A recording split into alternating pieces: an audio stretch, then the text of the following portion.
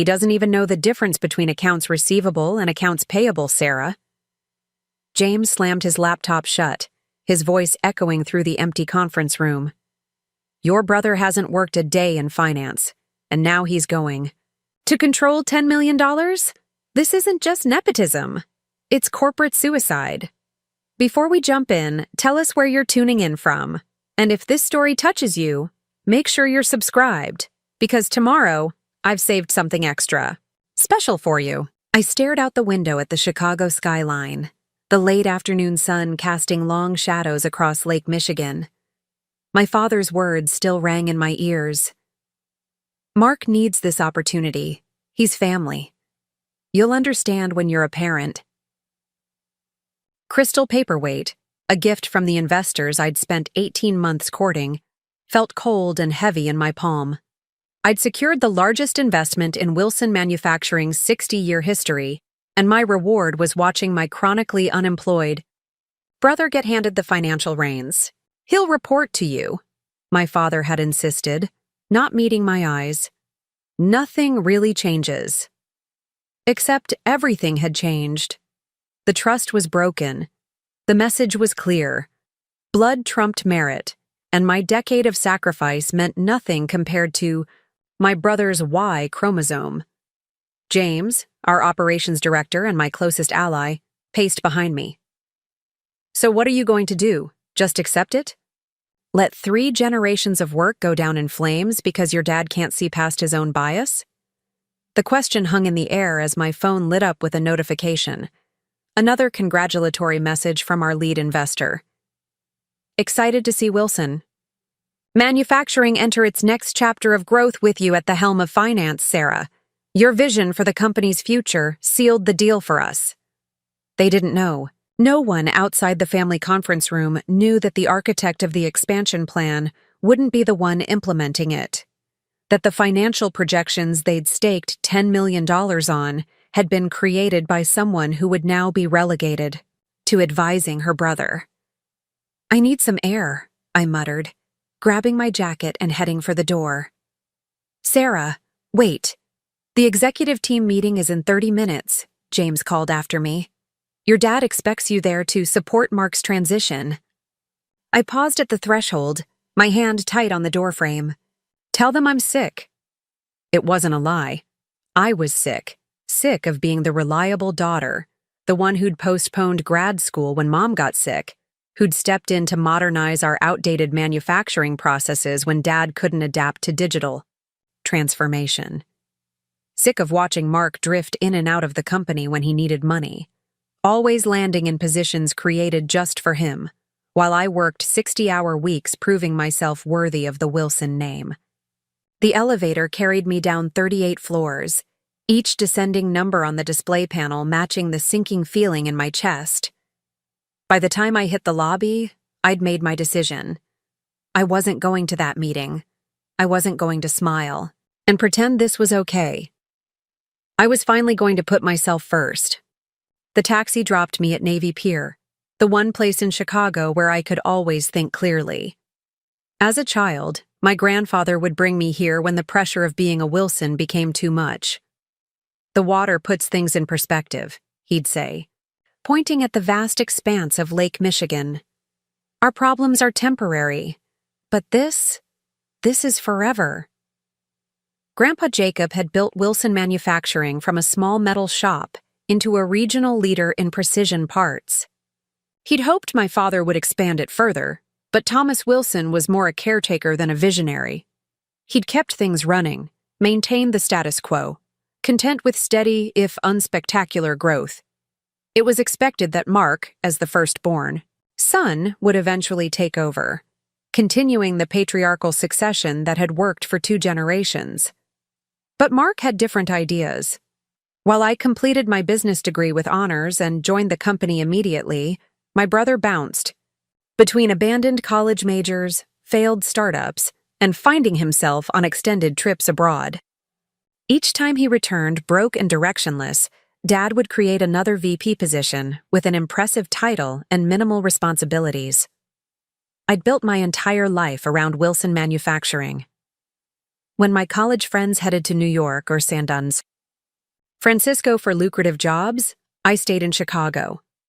When Mom's cancer required round-the-clock care, I worked from her hospital room while Mark was too emotionally fragile to visit regularly. When our major clients threatened to leave because our production methods were becoming obsolete, I researched and implemented the automation systems that saved millions. And when it became clear that we needed external investment to compete in an increasingly globalized market, I was the one who created the pitch deck, networked at industry events, and eventually secured meetings with the Midwestern Manufacturing Investment Consortium. The investors had been skeptical at first. Wilson is stable, but what's going to change to deliver the growth you're projecting? The lead investor, Diane Garrett, had asked during our first meeting.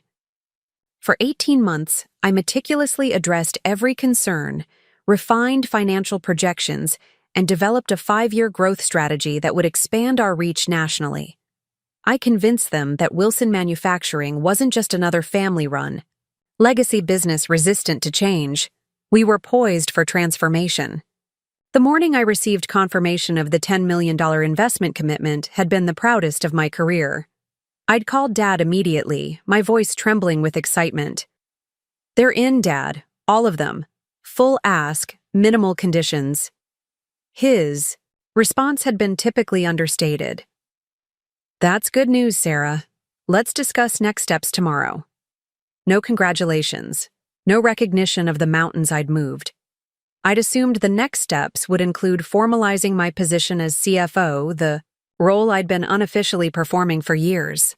Instead, at the family dinner that evening, Dad had cleared his throat and announced, "Mark will be returning to the company as financial director to manage the expansion." My fork had frozen midway to my mouth. "What?" "Your brother has had time to mature," Dad continued, smiling at Mark. "He's ready for responsibility now. Mark at least had the decency to look uncomfortable." "It'll be a team effort, Sar. I'll need your guidance."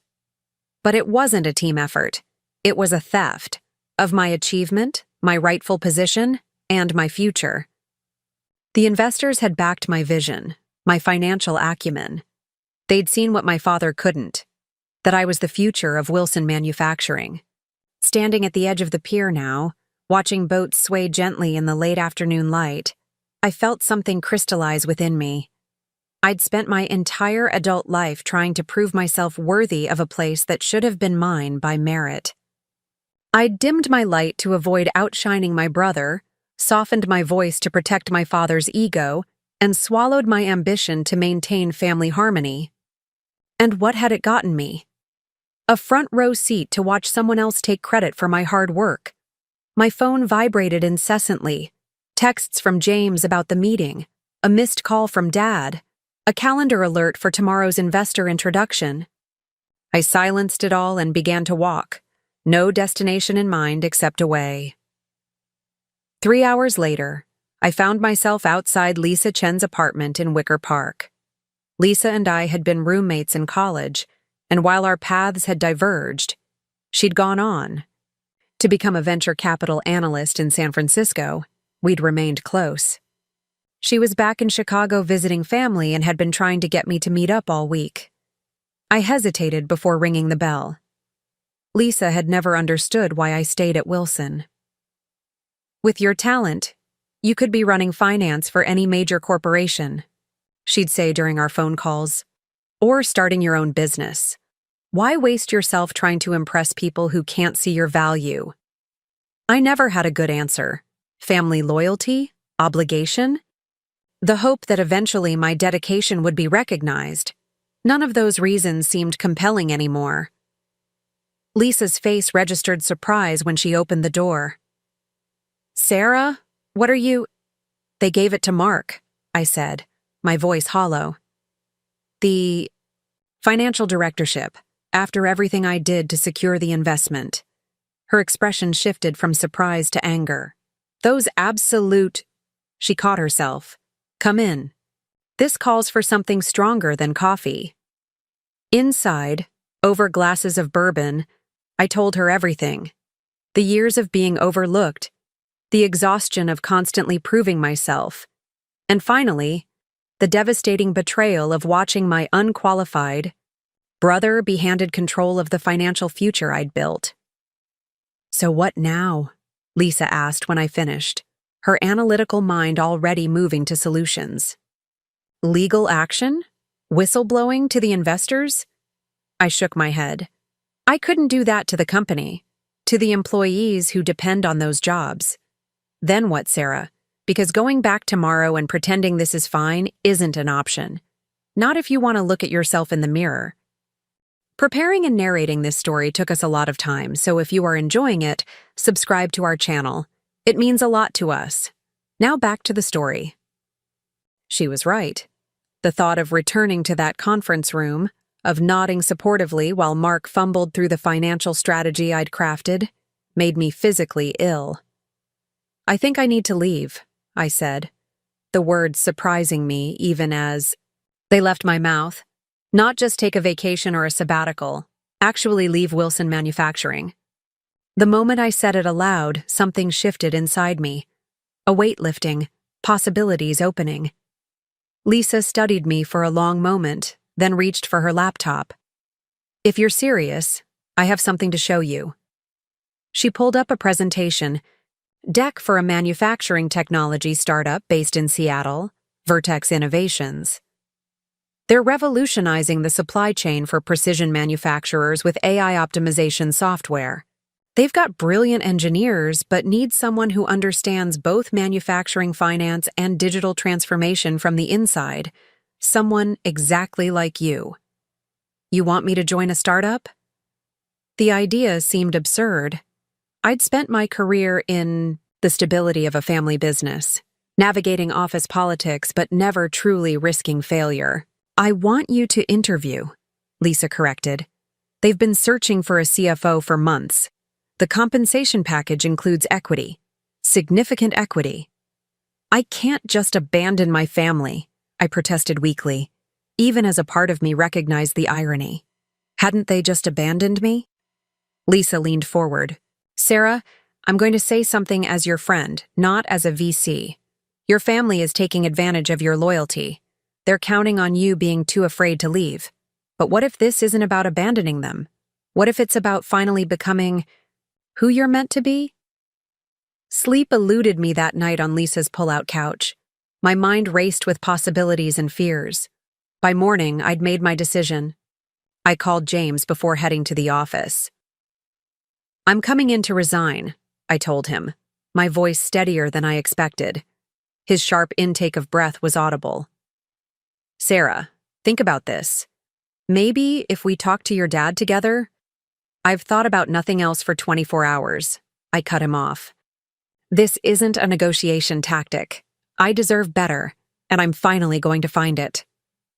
The Wilson Manufacturing building looked different as I approached it that morning, as if already becoming a place from my past rather than the center of my present. I rode the elevator to the executive floor, ignoring curious glances from employees who'd heard about my absence from yesterday's meeting. Dad was alone in his office, reviewing documents with reading glasses perched low on his nose. And image so familiar it made my chest ache despite everything. He looked up, relief washing over his face. "Sarah, there you are. We were worried when you didn't show yesterday. Are you feeling better?" I placed my resignation letter on his desk, the single page representing both an ending and a beginning. "I'm leaving Wilson Manufacturing, effective immediately." He stared at the letter without touching it, as if it might burn him. "What is this? Some kind of protest? If this is about Mark—" "It's about me," I interrupted, surprising us both with my firmness. "I've accepted a position with another company." "Another company?" The concept seemed to genuinely confuse him. Wilson's had been our identity for 3 generations. What company could possibly— "A technology startup that's innovating in our space. They value what I bring to the table. They're offering me the C-suite position I've earned." Dad removed his glasses, suddenly looking older. "You can't do this, Sarah. The investment, the expansion plan was your project. You have responsibilities. Here." My responsibility to myself has to come first for once, I said, my voice softening slightly. I created that expansion plan, and yes, I secured that investment. But you decided I wasn't the right person to implement it. That's your choice to make as CEO. This is mine to make as your daughter, and as a professional who knows her worth. This is about your brother, he said flatly. You're jealous. The accusation would have wounded me deeply just days ago. Now, it merely confirmed I was making the right choice. This is about recognizing a pattern and choosing not to participate in it anymore, I corrected him. Mark will sink or swim on his own merits now, and so will I. I turned to leave, but his voice stopped me at the door. The investors backed your plan, Sarah. They trust you. What am I supposed to tell them? I faced him one last time. The truth, Dad, that you chose family loyalty over business sense. That's your right as owner, but actions have consequences. Walking out of Wilson Manufacturing that day was simultaneously the hardest and easiest thing I'd ever done. Hard because I was leaving behind not just a job, but an identity, a legacy, a future I'd spent years building. Easy because with each step away from the building, I felt lighter, freer, more myself than I had in years. I flew to Seattle 3 days later for in-person interviews with Vertex Innovations.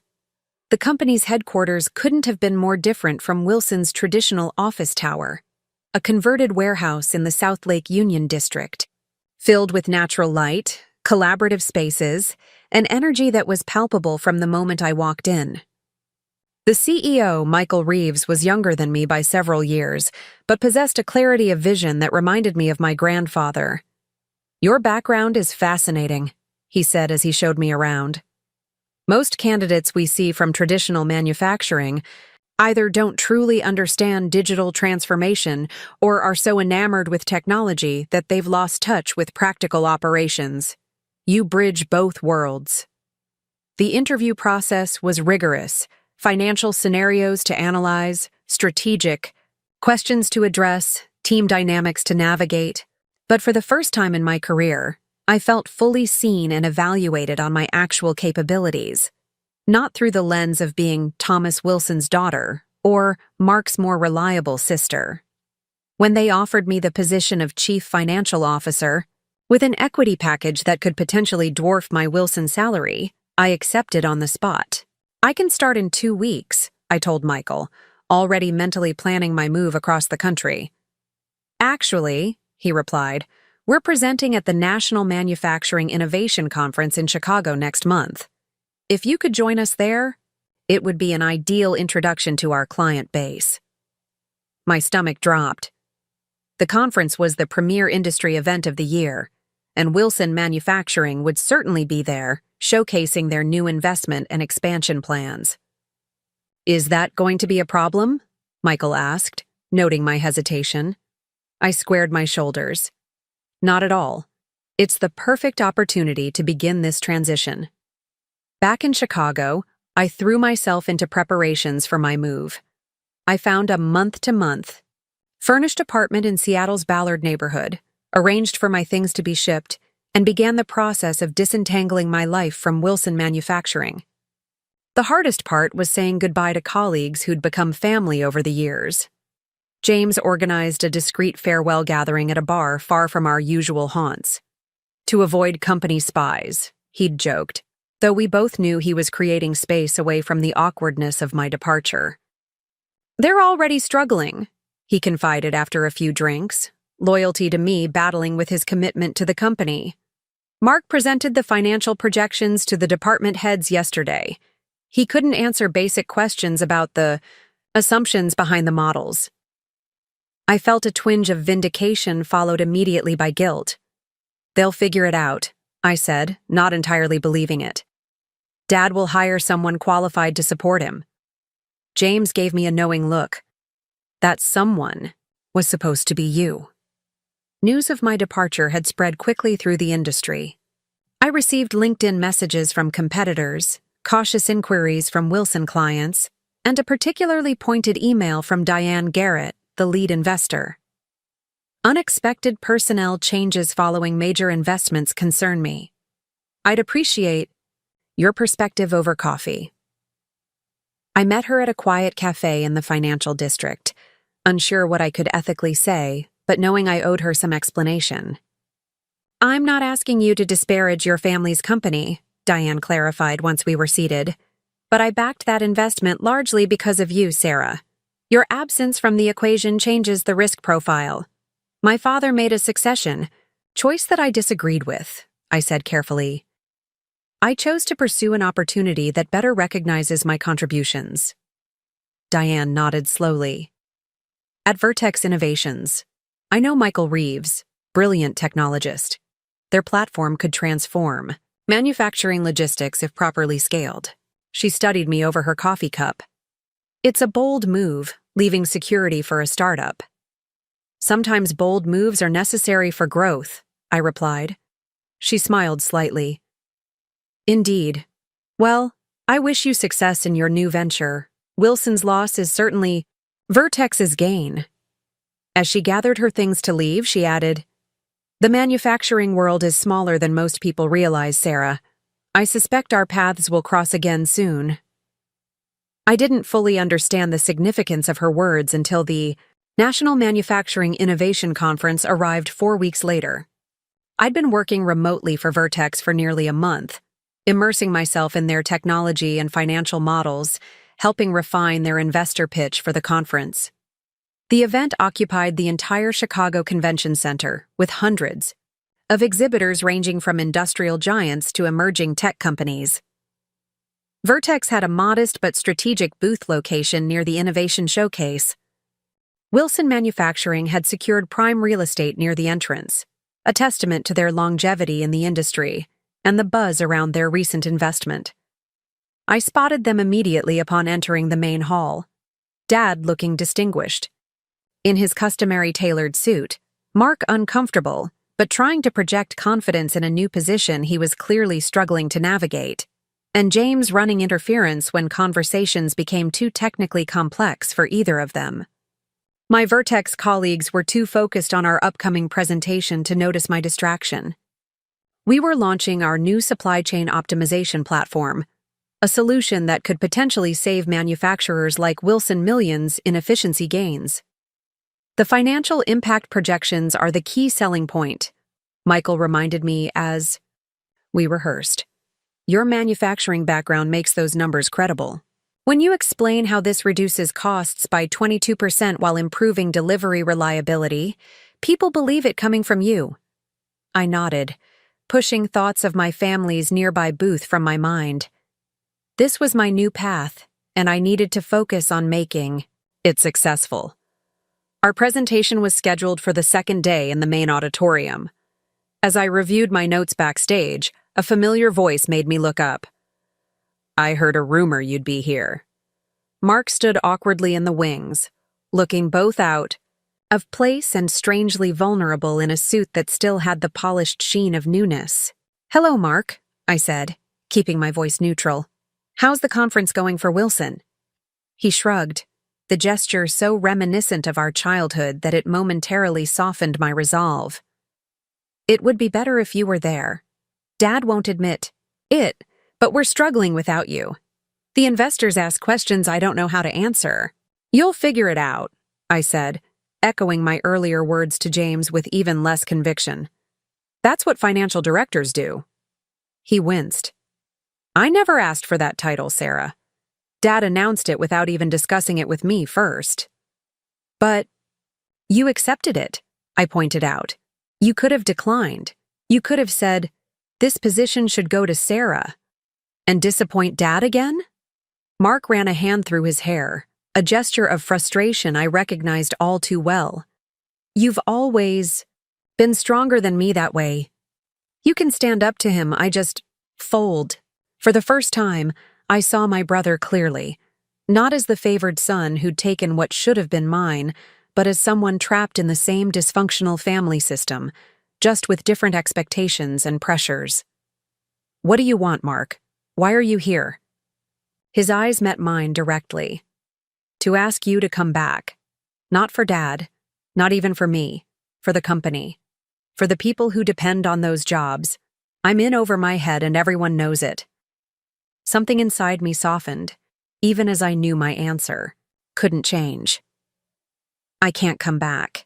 Not as your advisor or Dad's right hand.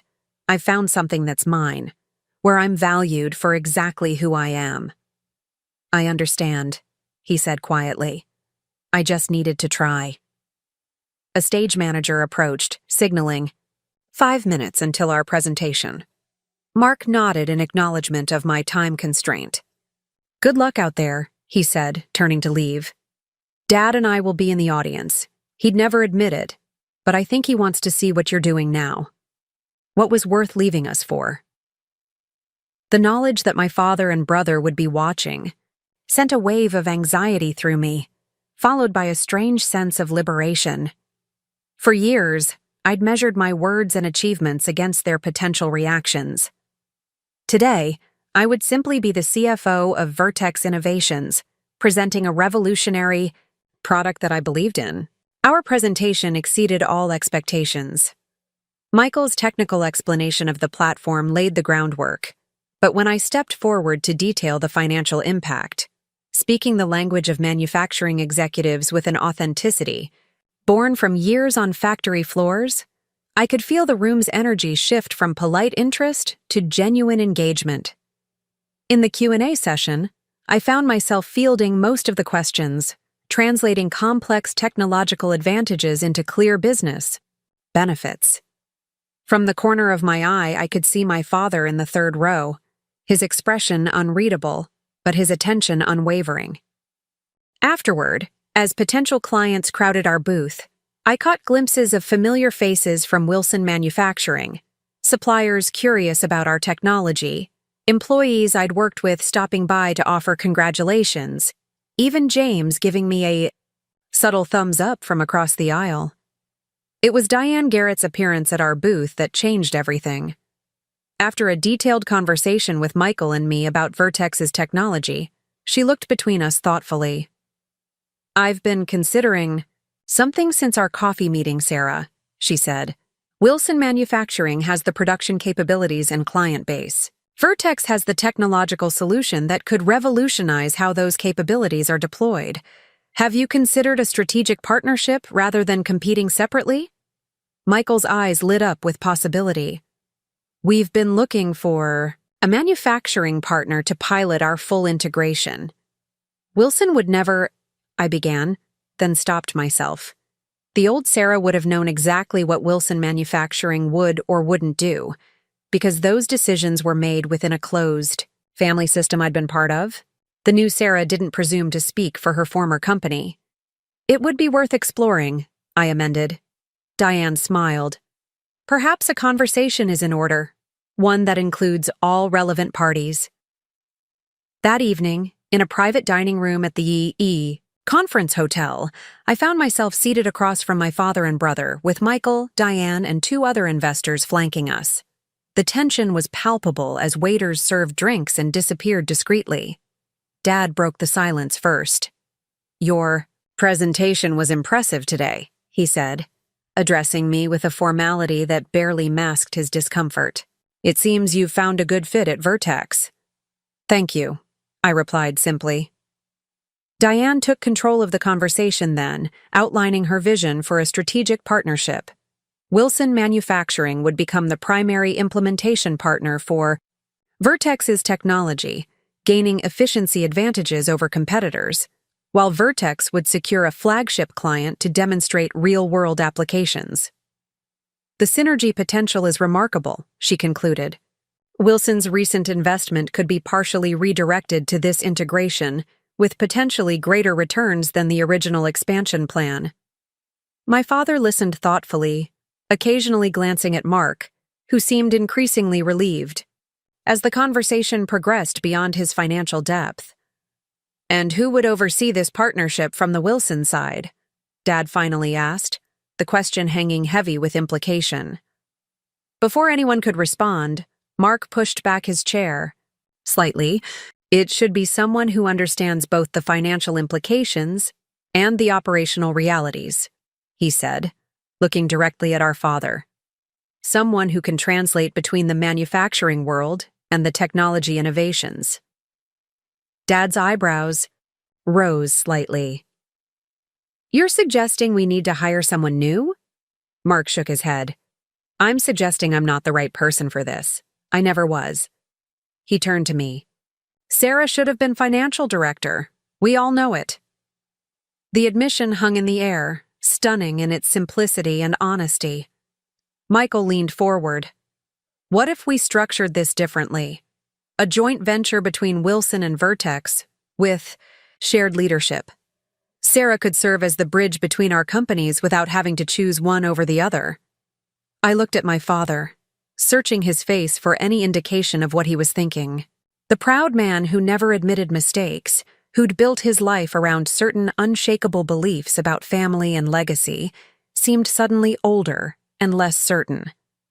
Would you consider it? He asked me directly. Not coming back exactly as you left, but building something new between these two companies? It wasn't an apology. It wasn't even a full acknowledgement of the injustice that had driven me away. But it was perhaps as close as Thomas Wilson could come to recognizing that he'd made a mistake. I'd need certain guarantees, I said carefully. Equal decision-making authority, board representation, equity in the joint venture. Dad nodded slowly. That seems reasonable, for both companies' benefit. As the dinner concluded with tentative plans for next steps, Mark pulled me aside. I'm sorry, he said simply. I should have refused the position when he offered it. I just didn't have the courage. And now? I asked. A small smile lifted the corner of his mouth. Now I think I'm finding it. Sometimes it takes seeing someone else brave enough to walk away to realize you can choose your own path too. Outside the hotel, the Chicago night spread before me, the familiar skyline now representing not just my past, but possibly part of my future as well. On very different terms. Michael joined me as I waited for a taxi. Are you sure about this? He asked. No one would blame you if you wanted nothing more to do with your family's company. I considered his question carefully. 6 weeks ago, I would have said I needed to leave Wilson completely to find myself. Now I realize I don't have to choose between honoring my past and creating my future. I can build something that includes both, but on my terms, with my worth recognized. The joint venture took shape over the following months, transforming both companies in ways none of us had fully anticipated. Wilson Manufacturing became a technology-forward operation with Vertex's systems at its core. Vertex gained manufacturing expertise and a showcase implementation that attracted new clients across the industry. Dad remained CEO of Wilson, but with a gradually diminishing role, as he began considering retirement. Mark found his actual strengths in client relations, stepping away from financial leadership to become Wilson's chief revenue officer, a position that played to his natural charisma without requiring skills he didn't possess. And I divided my time between Seattle and Chicago, holding dual titles as CFO of Vertex and chairperson of the joint venture, Vertex Solutions. The arrangement satisfied both my need for independence and my connection to the family legacy, transformed into something I could genuinely be proud of. At the 1-year anniversary celebration of our partnership, held in the same hotel where the initial dinner had taken place, my father asked to speak privately with me on the terrace overlooking the city. I was wrong, he said simply, the 3 words I'd never expected to hear from him. I let old ideas about family and succession blind me to what was right in front of me. It nearly cost us everything. The company, our relationship, your talent. It wasn't just about the title, Dad, I said carefully. It was about being seen, being valued for what I contribute, not just tolerated as the reliable daughter. He nodded, looking out at the skyline. Your grandfather would be proud of what you've built. He always said Wilson Manufacturing would need to evolve to survive. He just didn't know it would take his granddaughter to make it happen. We stood in comfortable silence then, the past not erased but transformed, much like the company itself, into something that honored tradition while creating space for new growth. I thought about the journey of the past year, from betrayal to escape to reconstruction on new terms. I'd walked away from what I thought was my only possible future, only to help create something better than I could have imagined. Not by compromising my worth or accepting less than I deserved, but by finally recognizing that sometimes leaving is the only way to find your way back home, on your own terms. The Seattle rain welcomed me as I stepped off the plane, a fitting backdrop for the uncertainty swirling inside me. 2 suitcases and a laptop bag contained everything I'd decided to bring for this new chapter. The rest of my Chicago life boxed up in a storage unit, a physical manifestation of my indecision. Was this a temporary adventure or a permanent relocation? I wasn't ready to answer that question yet. My temporary apartment in Ballard looked nothing like the meticulously decorated condo I'd left behind. Functional IKEA furniture, generic landscapes on the walls, and a kitchen with the bare minimum of supplies.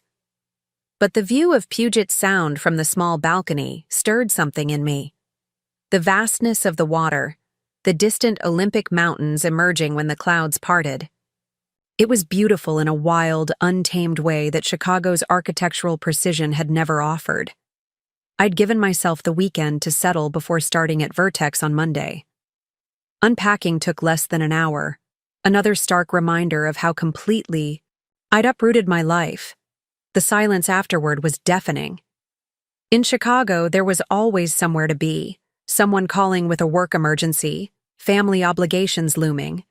Here, nobody knew me. Nobody needed me. The freedom was both exhilarating and terrifying. My phone lit up with a text from Lisa. "Landed safe? Apartment decent? First round's on me when you're settled." Lisa had returned to San Francisco but promised to visit Seattle soon. Her friendship had been my lifeline during this transition. The one person who understood why I'd had to leave without trying to pull me back. "All good," I replied, not quite ready to elaborate on the hollow feeling in my stomach. "Starting work Monday. We'll call you after." Another message appeared, James checking in from Chicago. "Office is chaos.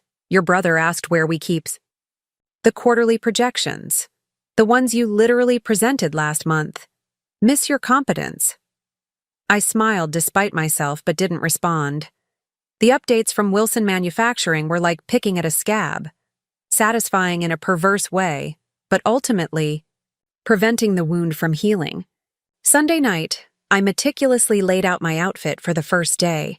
The charcoal pantsuit that had been my armor during investor meetings, a silk blouse in deep teal, the pearl earrings that had been my grandmother's. Professional, polished, proven. The woman who would walk into Vertex tomorrow would appear confident and composed, regardless of the doubts churning beneath the surface. Sleep evaded me. Around 3 a.m., I gave up trying and pulled out my laptop, reviewing Vertex's financial statements for the dozenth time. The company was pre-profitability, but had a solid runway, impressive technology, and a clear path to market. The risk was calculated, but real. If they failed to gain traction, my decision to leave Wilson would look like the impulsive mistake my father already thought it was. The thought of his disappointment still had the power to tighten my chest. Thomas Wilson had never been demonstrative, but his approval had been the currency of my childhood. Good grades, extra responsibilities, perfect attendance, each achievement another deposit in the bank of earning his respect. Mark had given up that game early, choosing instead to charm his way through failures with a smile and a promise to do better next time. I'd never had that luxury. As the reliable one, the standard was perfection. Watching the Seattle sunrise paint the water in shades of pink and gold, I wondered when I'd decided that my worth was tied to my father's validation, and more importantly, how I would define success without it. The Vertex office buzzed with the energy of potential when I arrived Monday morning. Developers huddled around screens, salespeople gesticulated during calls, and the design team sketched, furiously on tablets, Michael met me at the door, coffee in hand. "Welcome to the controlled chaos," he grinned, handing me the cup. "I remember you take it black, right?" The small consideration, that he'd noticed how I took my coffee during our interviews, was so unexpected that I almost missed his next words. "Team meeting in 15 to introduce you. Then I figured you'd want to dive into the financials. Get your bearings. Your office is this way. It's not fancy, but the view's decent." Not fancy was an understatement. The small glass-walled space had a desk, chair, computer, and little else. But the entire western wall was window, framing the Seattle skyline and distant water. At Wilson, I'd worked my way up to a corner office with custom furniture and art, selected by an interior designer. This space was utilitarian, bordering on Spartan. "It's perfect," I said, surprising myself by meaning it. The team meeting was unlike any I'd experienced at Wilson. 30 people crowded into a conference room, designed for 20, some sitting cross-legged on the floor, others perched on windowsills. Michael introduced me briefly. "This is Sarah Wilson, our new CFO, financial genius and manufacturing insider," before moving on to product updates, sales projections, and engineering challenges. The informality was jarring. People interrupted with questions, challenged assumptions openly, and occasionally erupted into debates that Michael let run for a few minutes before gently redirecting. No one took formal notes. No one referred to anyone as Mr. or Ms. The hierarchy that had been so rigid at Wilson seemed fluid here, based on expertise rather than title or tenure. When Michael asked if I wanted to say anything, I faltered, momentarily.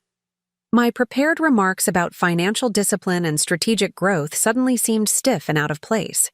"I'm excited to be here," I said instead, scanning the curious faces. "I've spent my career in traditional manufacturing, watching the industry struggle with exactly the problems Vertex is solving. I believe in what you're building, and I'm here to help turn brilliant technology into a sustainable business." The genuine smiles that greeted this simpler truth eased something in me. These people didn't care about my family name or legacy. They cared about whether I could help their vision succeed. After the meeting, a developer named Raj lingered. "I've been working on the cost modeling algorithms," he said. "The ones that help manufacturers optimize their supply chains. But I'm not sure our assumptions about inventory carrying costs are realistic. Could I show you what I'm thinking?" At Wilson, department boundaries were sacrosanct. Engineers engineered, accountants counted, and crossing those lines invited territorial defensiveness. Here was someone asking for my financial expertise to improve a technical product, not as a perfunctory approval, but as a genuine collaboration. "Absolutely," I said. "Let's find a conference room." That first conversation with Raj set the pattern for my early days at Vertex. I found myself pulled into discussions about product features, pricing models, and client implementations, areas that would have been neatly separated at Wilson, but were delightfully entangled here. My manufacturing knowledge became an unexpected asset, helping the technical team understand the real-world constraints their algorithms needed to accommodate. By the end of my first week, the bare office had accumulated signs of life, a plant. From the marketing team, whiteboard walls covered in financial projections, and a Seattle skyline photo gifted by Michael's assistant. I'd stayed past 8 every night, not from obligation but genuine absorption in the work. On Friday evening, Michael stopped by as I was still working. "Beers on the roof deck," he said. "Team tradition. No shop talk allowed." The rooftop gathering was another culture shock. People played cornhole and argued good-naturedly about music while sharing pizza and local microbrews. Michael's partner brought their dog, who made rounds collecting pets from everyone. The CTO mixed elaborate cocktails at a makeshift bar. It was casual in a way that Wilson Manufacturing's formal quarterly dinners had never been. I hung back at first, nursing a beer at the edge of the group, watching these people who now constituted my professional world interact as friends. A woman with bright purple hair approached. Sonia, I remembered, head of user experience. "First week survivor," she said, raising her glass in salute. "Verdict?" "It's different," I admitted. "My last job, we had organizational charts with neat boxes and clear reporting lines. Everyone knew exactly where they stood." Sonia laughed. "Sounds suffocating. Here, it's messier but more honest. You contribute where you can add value, not just where your title says you should." "I'm still adjusting," I admitted. 20 years of corporate structure is hard to unlearn." 20 years? How old are you?"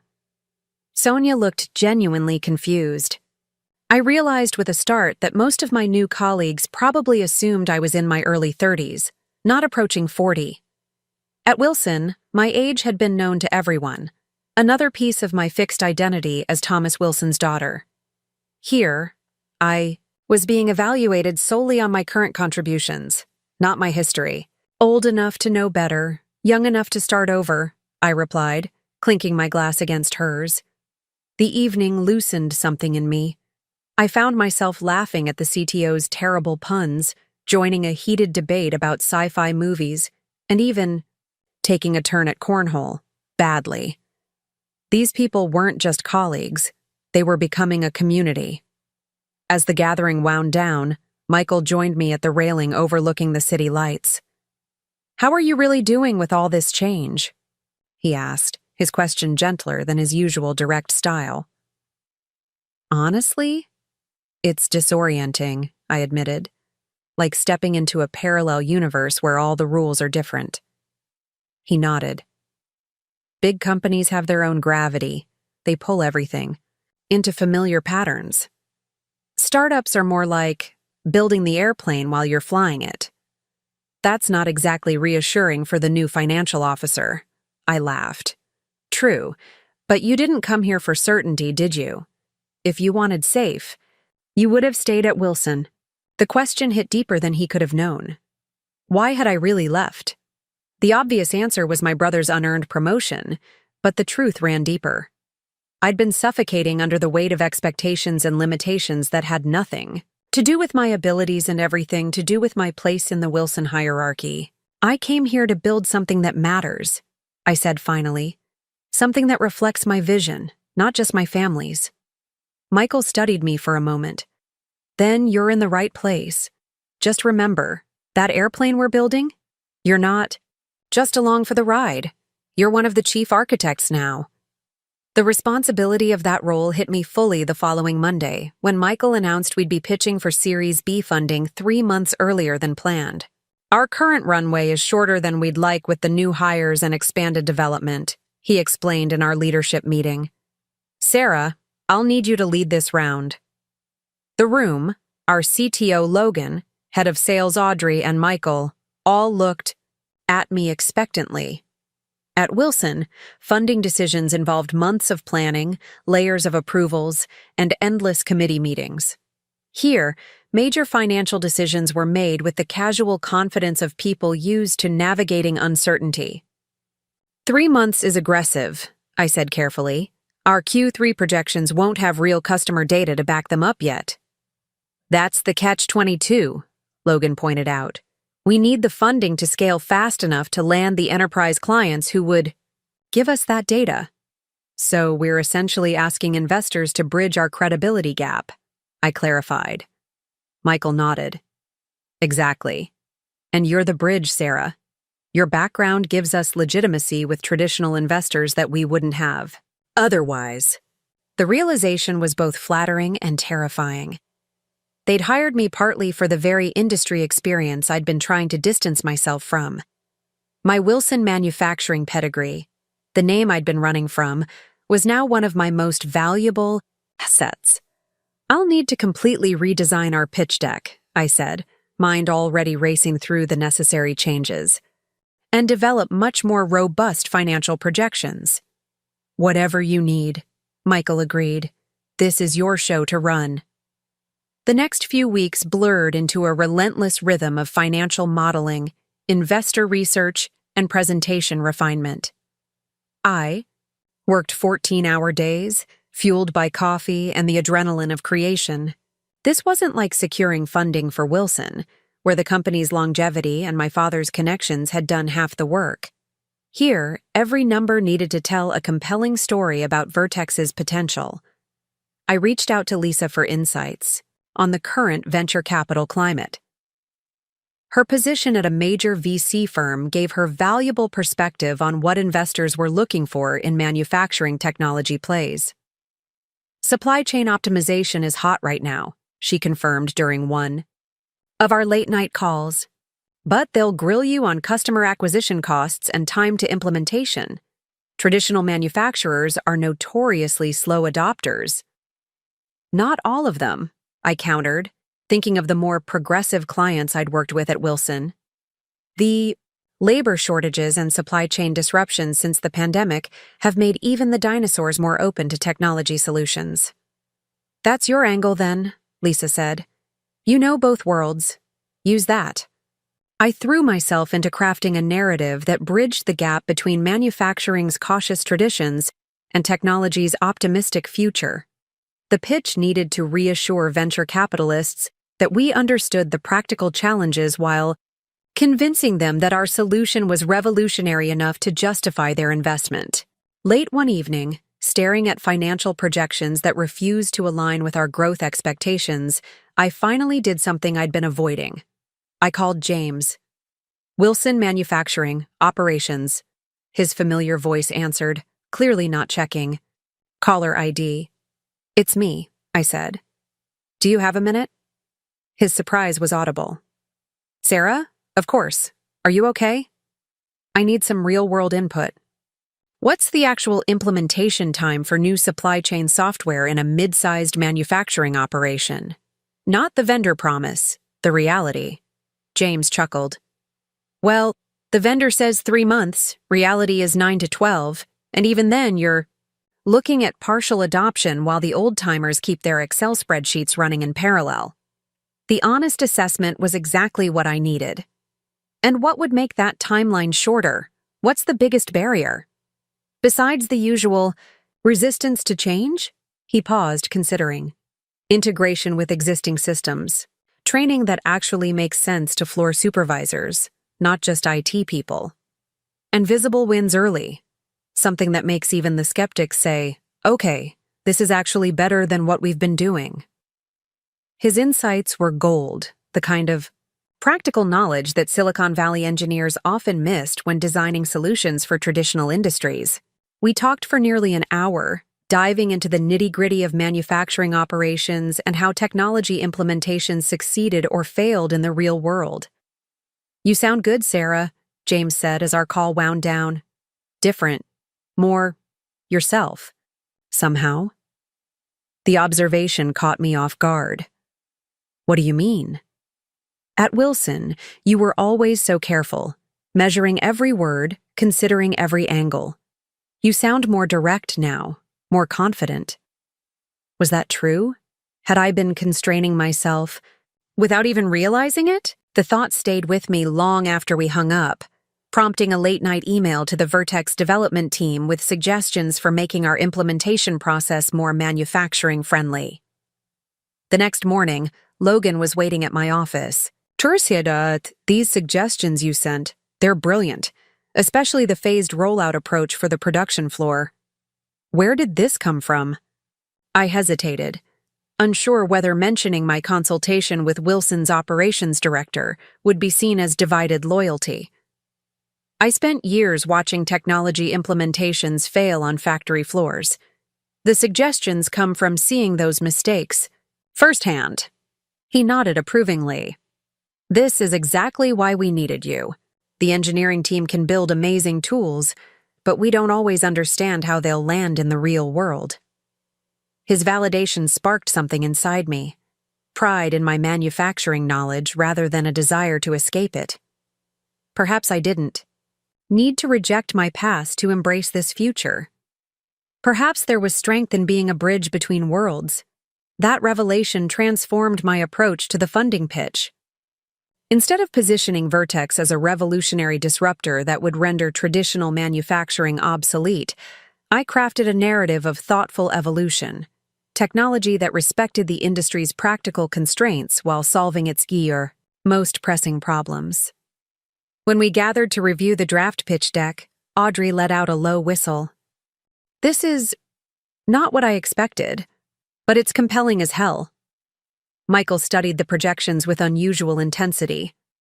You're forecasting slower initial adoption, but much higher retention and expansion rates within existing clients.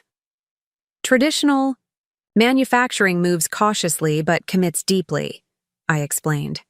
We'll win fewer clients initially, but they'll integrate our solution more thoroughly and become long-term partners rather than just customers.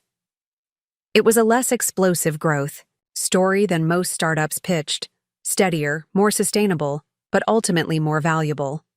It was also honest in a way that technology pitches often weren't, acknowledging the real-world friction that accompanied change in established industries. It's unorthodox, Michael admitted, but it feels right for who we actually are, not just who we want investors to think we are. The authenticity of that approach guided our preparation over the following weeks. We practiced our pitch relentlessly, refining the message until every team member could articulate not just their part, but the broader vision. I drilled everyone on potential investor questions, playing devil's advocate with the skepticism I'd developed over years of manufacturing experience. 2 weeks before our first scheduled investor meeting, disaster struck. Our largest pilot customer, a medical device manufacturer in Oregon, abruptly terminated their contract, citing budget constraints. The news hit like a body blow, not just removing our most impressive reference customer, but raising questions about our entire market approach. The leadership team gathered in the conference room, the mood somber. We can delay the funding pitch, Audrey suggested. Give ourselves time to replace the reference customer. We don't have time, Logan countered. Our runway won't stretch that far. Michael looked to me. Sarah, what's your take? You've been through rough patches before. Everyone turned, waiting for wisdom from the experienced executive. But in that moment, all my careful preparation felt hollow. The solid ground I thought I'd found at Vertex suddenly seemed as uncertain as the decision to leave Wilson in the first place. I need to think, I said, rising abruptly. Give me an hour. I walked the blocks surrounding our office building, Seattle's persistent drizzle matching my mood. The loss of our flagship customer wasn't just a business setback, it was a personal one. I'd rebuilt my professional identity around the belief that I could help this company succeed, that my manufacturing expertise combined with their technology vision would create something valuable. Now that vision was in jeopardy, and with it, my conviction that leaving Wilson had been the right choice. The doubts I'd been suppressing surfaced with crushing force. What if this was all a mistake? What if I'd thrown away a secure legacy for a venture that would implode before it even truly launched? My phone buzzed with a text from Lisa. Heard about Mediform pulling out. Not your fault. Remember why you're there. Why was I here? Not just at Vertex, but in Seattle, 3,000 miles from everything familiar. The easy answer was escape, from my father's disappointment, my brother's unearned advancement, the constraints of being perpetually undervalued. But as I walked, another truth emerged. I wasn't just running from something, I was running toward something. The freedom to build without predetermined limitations. The challenge of creating value that stood on its merits, not family connections. The opportunity to integrate everything I knew about manufacturing with everything I was learning about innovation.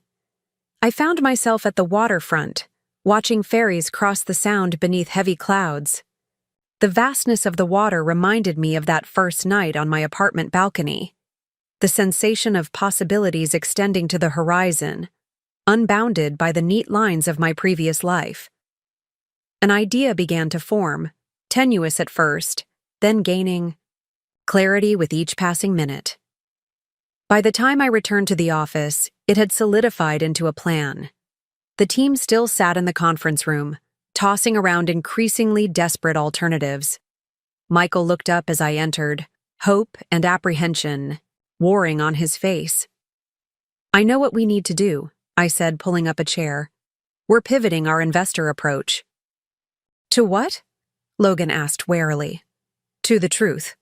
We lost our biggest pilot customer because our implementation was too ambitious for their risk tolerance. That's valuable information about how we need to approach traditional manufacturers." "You want to lead with our failure?" Audrey looked incredulous. "I want to lead with our learning," I corrected.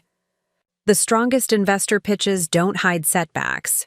They show how the team adapts to them. We're going to demonstrate exactly how we're adjusting our strategy based on this experience." "That's unconventional," Michael said slowly. "So is our company. We're not a typical Silicon Valley play pretending manufacturing problems can be solved with pure technology. We're a hybrid, bringing tech solutions to an industry that moves deliberately and values reliability over disruption." I pulled up our pitch deck, deleting slides and creating new ones as I spoke. "We're going to acknowledge the setback, share our adjusted implementation timeline, and demonstrate how this makes our solution more viable for the mainstream market, not just early adopters." The team watched, skepticism gradually shifting to engagement as the new narrative took shape. We weren't promising overnight transformation anymore. We were offering a carefully choreographed evolution that respected the realities of factory floors and supply chains. "And the financial projections?" Michael asked. "This changes our growth curve significantly. They become more credible," I said confidently. "Slower initial growth, but more sustainable expansion as we build a reputation for successful implementations, rather than just flashy demos. The total value increases even if the hockey stick gets less steep." By the time we finished revising the strategy, it was past midnight. The new approach was riskier. Investors typically preferred bold claims of market dominance to measured promises of steady growth. But it was authentic to who we were as a company and to my own professional experience. As the team dispersed, Michael lingered. "That was impressive," he said quietly. "Most executives would have tried to hide the customer loss or minimize its significance. I spent years watching my father make decisions based on maintaining appearances rather than addressing reality," I replied. "It rarely ends well." "You're bringing a different perspective here, Sarah. It's changing how we think about ourselves." His words stayed with me as I walked to my apartment through the quiet streets. For years at Wilson, I'd tried to fit my insights into predetermined channels, accommodating existing power structures and legacy thinking. Here, my perspective wasn't just tolerated, but valued specifically because it challenged assumptions. The realization was both liberating and sobering. I was helping shape Vertex's identity just as it was reshaping mine. We were evolving together, and the outcome remained uncertain. The safety of Wilson Manufacturing, with its predictable hierarchy and established processes, seemed very far away. But so did the constraints that had kept me from fully expressing my capabilities. That night, standing once again on my small balcony overlooking the Sound, I finally admitted to myself that I didn't want to go back. Not to Wilson, not to Chicago, not to being Thomas Wilson's reliable daughter, rather than Sarah Wilson, financial strategist and bridge builder between industries. I was building something new here. Not just a career, but an identity based on what I chose to value rather than what had been chosen for me. The path ahead was foggy, full of potential wrong turns and hazards, but it was unmistakably mine. When our first investor meeting arrived the following week, I walked in without the crushing anxiety that had accompanied similar presentations at Wilson.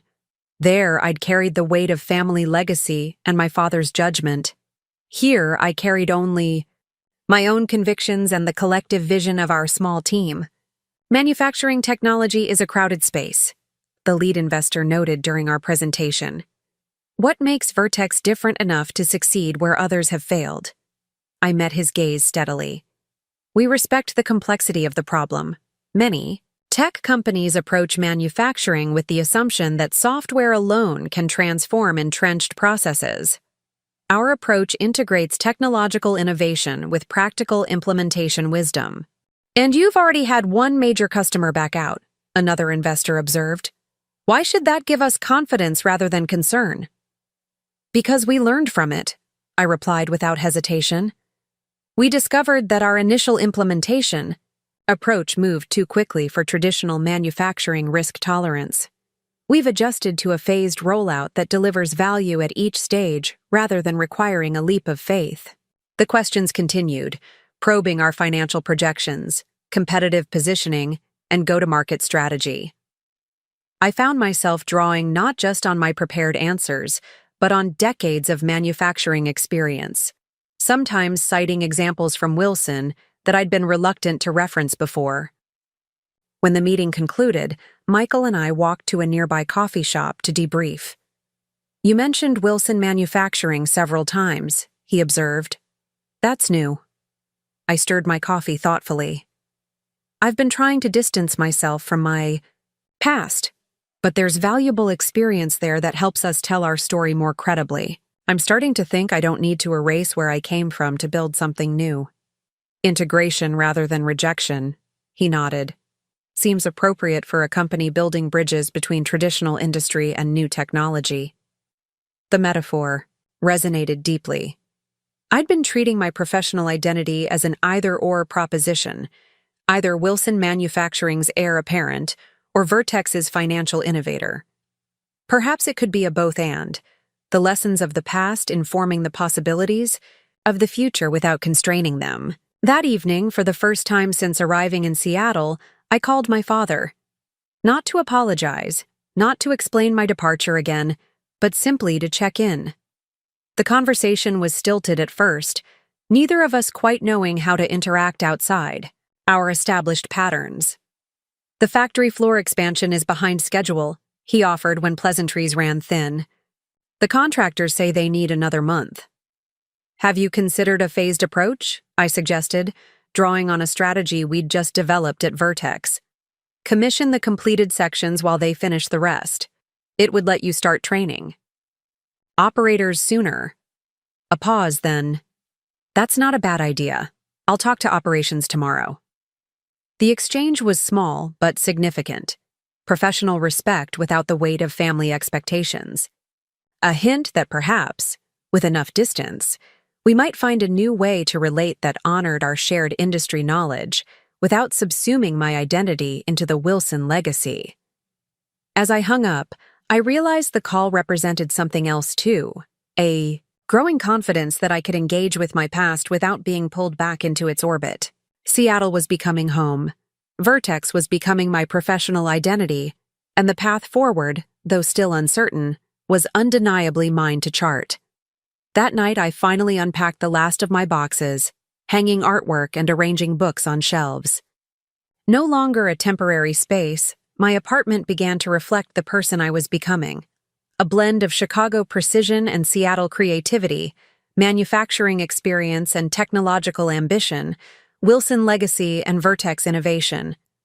The leap of faith that had carried me across the country was transforming into something more grounded, a deliberate journey toward integration rather than escape, toward building rather than merely leaving behind. 3 months into my Seattle life, the city's persistent rain had become oddly comforting. The gentle patter against my apartment windows created a soothing backdrop for early morning coffee and late-night financial reviews. I'd developed new routines: Sunday farmers markets in Ballard, weekday runs along the waterfront, and coffee from the small shop downstairs where the barista now started my order when she saw me approaching. My body was changing too. The regular, running had toned muscles long neglected during Chicago's endless winter. My shoulders, once perpetually tense from carrying the weight of Wilson Manufacturing's expectations, had loosened. Even my clothes hung differently. The structured suits that had been my Chicago armor now felt constrictive and formal in Vertex's casual environment. The transformation wasn't just physical. My mind worked differently here, unfettered by the eye. careful self-censoring that had become second nature at Wilson. Ideas flowed more freely, connections formed more naturally between disparate concepts. In meetings, I found myself speaking up without first calculating the political implications of each statement, a freedom that still occasionally startled me. Our investor pitch had succeeded beyond expectations. Not only had we secured the necessary Series B funding, but we'd attracted strategic investors with deep manufacturing connections. My unorthodox approach, honesty about our challenges and a realistic growth trajectory, had resonated with investors tired of impossible hockey stick projections. The Wilson Honesty Premium, Michael had dubbed it, only half joking. Turns out telling the truth is our secret weapon. The nickname could have stung, a reminder of the family legacy I was trying to redefine. Instead, I found myself embracing it. My Wilson heritage wasn't something to escape, but to transform, taking the values worth preserving while discarding the limitations. Our newly secured funding allowed us to accelerate product development and expand our implementation team. Each morning brought new faces to the office: engineers, account managers, UX specialists, all drawn to Vertex's vision of bringing manufacturing into the digital age. The energy was infectious, the possibilities expanding daily. One Tuesday morning, Logan appeared at my office door, tablet in hand. "Got a minute? I need a reality check on something." This had become our routine, the CTO seeking my manufacturing expertise before pursuing technical directions. I gestured to the chair opposite my desk. "What's up?" "I'm thinking about a new module for the platform," he said, sliding the tablet toward me. Real-time integration between production scheduling and raw material inventory. It could eliminate a major pain point for manufacturers, but the implementation complexity might be too high for most clients. The wireframes on the screen showed an elegant solution to a problem I'd wrestled with for years at Wilson. "This is brilliant," I acknowledged. "But you're right about the complexity. Most manufacturers still track raw materials in separate systems, often with manual reconciliation." "So it's too ambitious?" I considered the question, remembering countless frustrating afternoons trying to align production schedules with material availability. "Not too ambitious, just too abrupt. What if we created a transitional approach? Start with automated data transfer between existing systems before pushing for full integration." Logan's face lit up. "A bridge solution. That could work. Instead of forcing them to replace their inventory systems, we create connectors that improve their current process while preparing them for eventual full integration." "Exactly. Give them immediate value while laying groundwork for the bigger transformation." He scribbled notes enthusiastically. "This is why you're essential. Here, Sarah, the engineering team would have built the perfect solution that nobody could actually implement." His words warmed me. At Wilson, my practical knowledge had often been dismissed as lack of vision. That's not how we've always done it, interpreted as resistance rather than wisdom. Here, that same knowledge was valued precisely because it tempered technological optimism with operational reality.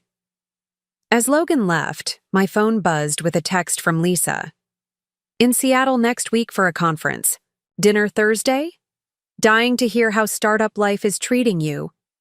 I smiled, realizing I was genuinely excited to share my experiences. The last time we'd met, I'd been shell-shocked from my hasty departure from Wilson, uncertain whether I'd made the biggest mistake of my career. Now I had stories to tell, achievements to share, and a growing confidence in my decision. "Absolutely," I texted back. "So much to update you on." Later that afternoon, a company-wide email announced our first major client since the Mediform setback: Prentice Industrial, a mid-sized manufacturer of precision components with facilities across the Midwest. They'd signed on for a phased implementation of our core platform, starting with their flagship plant in Michigan. "This is partly your doing," Michael said when I stopped by his office to congratulate him. Your revised implementation strategy made them comfortable taking the leap. Our doing, I corrected. The whole team adapted when we needed to. He studied me for a moment. You've changed since you arrived, you know. You talk about we and our now, not just your individual contribution. The observation caught me off guard.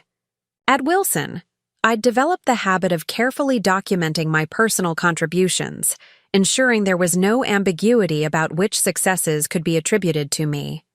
It had been necessary in an environment where credit was currency in the ongoing competition for my father's approval. I guess I don't need to stake my claim here, I said slowly, realizing the truth as I spoke it. The value I bring is recognized without me having to constantly assert it. Exactly. Michael nodded. Which is why I want you to lead the Prentice implementation. You understand both sides of this equation better than anyone. The technology we're offering and the manufacturing realities they're navigating. The assignment was unexpected. CFOs typically didn't lead client implementations. Wouldn't Audrey's team normally handle this? Sales has the relationship management experience. Audrey's team will support you, he clarified. But Prentice specifically mentioned your manufacturing background as a factor in their decision. They want someone who speaks their language. The opportunity was both thrilling and terrifying. Success would cement my position at Vertex as more than just a financial steward. Failure would validate my lingering fears that I'd overestimated my adaptability to this new world. When do we start? I asked, pushing doubts aside. Kickoff meeting next Monday. You'll need to be on site in Michigan by Wednesday. Michigan. A mere 4-hour drive from Chicago and the Wilson manufacturing headquarters. The proximity stirred a complex mix of emotions: apprehension about being so close to my former life, curiosity about how the company was faring without me, and a twinge of homesickness for the city where I'd spent my entire career. I'll make it work, I assured Michael, already mentally reorganizing my schedule to accommodate this new responsibility. The Prentice preparation consumed my week. I assembled a cross-functional team: engineers to handle technical integration, UX specialists to design training materials, and account managers to maintain the client relationship after initial implementation. Each selection required balancing technical skills with the interpersonal awareness needed to navigate a traditional manufacturing environment. Thursday evening found me explaining these complexities to Lisa over dinner at a waterfront restaurant. The Seattle skyline sparkled across the water, the Space Needle illuminated against the night sky. So you're not just running their finances anymore? You're actually leading their flagship client implementation? Lisa shook her head in amazement. Talk about expanding your role. It's terrifying, I admitted, swirling my wine thoughtfully. But also incredibly energizing. I'm using parts of my brain that had almost atrophied at Wilson. Speaking of Wilson, Lisa hesitated. Have you heard anything from your family lately? The question didn't sting the way it once might have. Dad calls occasionally. Brief, slightly awkward conversations about weather and business generalities. Mark sent a text last month saying they'd finally hired a new financial analyst to take over some of my old responsibilities. 3 months after I left. No attempts to lure you back? I laughed. Dad's too proud for that. And honestly, I'm not sure I could go back now. I've tasted something different here. The freedom to contribute based on my capabilities rather than my position in the family hierarchy. Lisa studied me over her glass. You seem different, Sarah. More present. Less like you're constantly calculating your next move. That's exactly how it feels, I realized. At Wilson, I was always thinking 3 steps ahead, anticipating political landmines, managing perceptions. Here, I can just focus on doing good work. It suits you, she said simply. Later that night, packing for the Michigan trip, I found myself reflexively reaching for the conservative suits that had been my Wilson uniform. I hesitated. then pushed them aside in favor of more versatile separates, still professional but less rigidly formal. A small change, but symbolic of the larger transformation underway. My phone chimed with an email from James. Heard Vertex. Landed Prentice Industrial. Congratulations, they were on our prospect list for next quarter. The message carried no hint of resentment, just professional acknowledgement from a former colleague. I appreciated his grace, maintaining our friendship despite the awkwardness of now working for competitors. Thanks, I replied. Different solution than Wilson would have offered, but they seemed ready for a technology leap. How are things there? His response came quickly. Stabilizing. Your dad hired a consultant to help Mark with the financial oversight. Between the three of us, the expansion is back on schedule. The news should have triggered jealousy or vindication. Instead, I felt a surprising sense of relief. Wilson Manufacturing had been my life for so long that its success remained important to me, even from a distance. The company employed hundreds of people whose livelihoods didn't deserve to be casualties of family drama. Glad to hear it, I wrote back sincerely. Heading to Michigan for the Prentice implementation next week. Any advice for working with Midwestern manufacturers? His response made me smile. Bring donuts to early meetings. The good kind, not the cheap box stuff. Manufacturing folks remember who respects their breakfast preferences. Sunday evening, I boarded a flight to Detroit with my carefully assembled implementation team. Sonia, our UX lead, had never visited a manufacturing facility before. Raj, our algorithm specialist, had only seen production lines in textbooks. 2 implementation specialists rounded out the group, Taylor, with experience in logistics software, and Amir specializing in integration architecture. As the plane lifted above Seattle's cloud cover, I found myself mentally preparing not just the technical aspects of our visit, but the cultural translation I would need to provide. These brilliant colleagues understood software development intimately, but lacked the context of factory operations, the noise, the pace, the practical constraints that shape decisions on the production floor. What exactly happens in a kickoff meeting? Sonia asked, leaning across the aisle. I've only ever done remote implementations for software clients. We'll tour their facility first, I explained. See the actual production processes we're trying to optimize. Then we'll meet with department heads to understand their current workflows before presenting our implementation plan. Will they understand our technical explanations? Raj worried. I tend to get detailed. I smiled reassuringly. That's why I'm there, to translate between your technical expertise and their operational realities. As we talked through the upcoming meetings, I realized how naturally I'd stepped into this bridging role. At Wilson, I'd often found myself translating between old-school production supervisors and technology vendors, a skill I'd taken for granted. Here, that same ability represented unique value, the capacity to connect Silicon Valley innovation with Rust Belt manufacturing.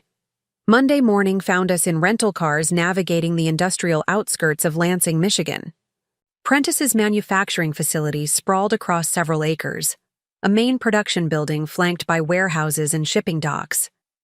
The familiar sights, sounds, and even smells of a busy factory floor awakened muscle memory from countless similar visits throughout my career. It's so loud, Sonia shouted over the machinery din as we toured the production area, wide-eyed behind required safety glasses. This is actually quieter than most, I called back. Their precision equipment runs smoother than heavy manufacturing. We followed our guide, Prentice's operations director Hector Martinez, through the carefully orchestrated chaos of the factory floor. Workers nodded respectfully as we passed, some eyeing our visitor badges with the wariness typical of employees who had endured too many improvement initiatives imposed by outsiders who didn't understand their daily realities. Currently, our biggest bottleneck is here, Hector explained, stopping beside a quality control station where components were being meticulously inspected. Parts can wait up to 8 hours for QC during peak production, creating ripple effects. Throughout the schedule, Raj studied the process intently. Your inventory management system doesn't prioritize QC based on downstream dependencies, Hector laughed. Our inventory management system is largely spreadsheets and tribal knowledge. That's why we need your solution. I watched understanding dawn across my team members' faces. The gap between technological possibility and current reality suddenly concrete rather than theoretical. This wasn't about implementing elegant code. It was about helping real people solve practical problems that affected their daily work. The conference room meeting that followed was equally illuminating. Department heads arrived with thick binders of reports and well-worn process documentation. Their questions were pointed, informed by years of operational experience and previous technology implementations that had promised transformation but delivered complication. Your system looks impressive in the demo, said the production manager, arms crossed defensively. But can it handle our custom workflows? We've tried off-the-shelf solutions before that required us to completely change how we operate. Before Raj could launch into a technical explanation, I intervened. That's precisely why we're here for a full week before writing a single line of integration code. We need to understand your workflows first, then adapt our system to enhance rather than disrupt them. The tension in the room eased slightly. These were my people, practical problem solvers suspicious of grand promises, but open to genuine partnerships. I found myself slipping effortlessly into their language, referencing manufacturing processes and constraints that resonated with their daily experience. By day's end, we'd established not just a technical framework, but the beginnings of trust. As we gathered in the hotel lobby to debrief, Sonia shook her head in amazement. You were speaking an entirely different language in there, she observed. I've never seen executives open up that quickly during an initial meeting. Sarah was one of them, Amir pointed out. You could tell they recognized it immediately. The simple observation carried profound meaning. For years at Wilson, I'd struggled to be seen as more than the boss's daughter. My manufacturing knowledge dismissed as something inherited rather than earned. Here, that same knowledge represented hard-won expertise that commanded immediate respect. Tomorrow's the real test, I reminded them. We need to translate their operational challenges into specific technical requirements without losing their confidence. Over the next 3 days, we immersed ourselves in Prentice's operations. I shadowed floor supervisors while Raj analyzed data flows and Sonia documented user interactions with existing systems. Each evening, we reconvened to synthesize our findings and adjust our implementation approach. By Thursday, we'd developed a phased plan that addressed Prentice's most pressing pain points first, while establishing architecture for more sophisticated features later. The proposal represented a perfect fusion of Vertex's technological capabilities and Prentice's operational realities, neither compromising innovation nor ignoring practical constraints. As I presented the final plan to Prentice's executive team, I felt a clarity and confidence that had often eluded me at Wilson. There, I'd always been conscious of representing the family business, measuring my words against my father's expectations. Here, I spoke solely from professional expertise and genuine conviction about the value we could deliver. What you're proposing isn't just a software implementation, Prentice's CEO observed after I finished. It's a transformation strategy that happens to include technology. That's exactly what we've been looking for. His words crystallized something I'd been feeling all week, that my value transcended specific skills or knowledge. I brought an integrated perspective that connected technological possibilities with operational realities, financial imperatives with human considerations. This wasn't just about applying what I'd learned at Wilson, it was about evolving those lessons into something new and more powerful. Friday evening, with the contract signed and implementation schedule approved, the team celebrated at a local brewery. Their excitement was infectious. High fives over technical solutions successfully explained, laughter about cultural misunderstandings, narrowly avoided, and genuine pride in the partnership we'd established.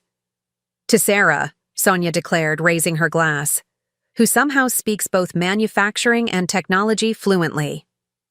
As glasses clinked and congratulations flowed, my phone buzzed with a text from an unknown local number. Saw your name in Prentice's visitor log. In town until tomorrow. Coffee? It was signed simply Mark, my brother, reaching out across the gulf that had opened between us when I left Wilson. The message sparked conflicting emotions, wariness about his motives, curiosity about Wilson's status, and a surprising flicker of willingness to reconnect outside our prescribed family roles. Everything okay? Raj asked, noticing my distraction. Family matter, I said, putting my phone away. Nothing that can't wait until tomorrow. That night in my hotel room, I considered my options carefully. Meeting Mark meant potentially reopening wounds that had just begun to heal. Not meeting him meant continuing a separation that, regardless of its justification, carried its own cost. What finally decided me was the realization that I no longer feared the encounter. The Sarah who had fled Chicago 3 months earlier had been raw with betrayal, her sense of self intimately tied to her position at Wilson Manufacturing. The Sarah who had just successfully led a major client implementation for a technology startup approached the situation from a position of newfound strength. Airport Starbucks, 10 a.m., I texted back. I fly out at noon. The next morning I spotted Mark immediately, fidgeting with a coffee cup at a corner table. He looked simultaneously familiar and strange, the brother I'd known all my life now, occupying a role I'd once considered mine. He stood awkwardly as I approached, uncertainty evident in his posture. You look different, he blurted as I set down my luggage. Healthier or something. Seattle agrees with me, I replied, studying him in turn. New lines creased his forehead, and his normally immaculate appearance showed signs of strain. Slightly rumpled shirt, tie loosened at the collar. How's the financial director position working out? I asked directly, once I'd returned with my own coffee. He winced at the title. About as well as you'd expect. Dad hired a consultant to handle the technical aspects. I'm mostly the face of the department for client meetings. The admission held no satisfaction for me. Mark hadn't been the architect of my departure, merely its catalyst and beneficiary. And the expansion? Back on track, more or less. The investor relations have been the hardest part. He hesitated. They keep asking about you. I nodded, unsurprised. I'd built those relationships over 18 months of careful cultivation. What does Dad tell them? That you're pursuing other opportunities but remain supportive of Wilson's growth. Mark gave a humorless laugh. They know it's corporate speak, but what else can he say? I drove away our most competent executive because of outdated nepotism. The blunt assessment from my brother, the direct beneficiary of that nepotism, was unexpected. Why are you telling me this, Mark? What are you doing in Michigan? He shifted uncomfortably. Client visit. Prentice was on our prospect list before they signed with Vertex. A pause. With you. Business competition isn't personal, I said evenly. No, but family is. He met my eyes directly for the first time. I never thanked you for covering for me all those years, for picking up my slack, making excuses when I missed meetings, fixing my reports before Dad saw them. I took it for granted that you'd always be there to make me look better than I was. The acknowledgement caught me off guard. I'd never expected Mark to recognize the 1,000 small ways I'd protected him throughout our professional lives, shielding him from the full consequences of his lackadaisical approach. Why are you saying this now? Because I see it clearly now that you're gone. The department's a mess without you. Dad's stressed. I'm in over my head. He ran a hand through his hair. I'm not asking you to come back. I know that ship has sailed, but I wanted you to know that I understand what I lost when you left. Not just your competence, but I don't know, your generosity, I guess. The words touched something I hadn't realized needed healing, not the professional wound of being passed over, but the personal hurt of having my sacrifices go unacknowledged. I needed to leave, I said. Finally. Not just because of the promotion, but because I couldn't grow there. Not fully. Mark nodded slowly. I can see that now. You seem bigger somehow. More yourself. I am, I realized, the truth of it settling deep in my bones. I'm doing work that challenges me in new ways, building something that matters, leading from my strengths rather than compensating for others' weaknesses. Dad won't admit it, but he sees it too. When Prentice signed with Vertex, he read everything he could find about your company. I caught him watching your promotion video on their website. The image of my father secretly tracking my new career brought a complicated mix of emotions: amusement, vindication, and a lingering yearning for his approval that I hadn't quite outgrown. Tell him I'm well, I said simply. Tell him Seattle suits me. As my flight lifted above Michigan's patchwork landscape later that day, I reflected on the strange symmetry of the week. I'd arrived to implement new technology in a traditional manufacturing environment, a bridge between worlds. I'd departed having begun to rebuild another kind of bridge, one connecting my past and present selves.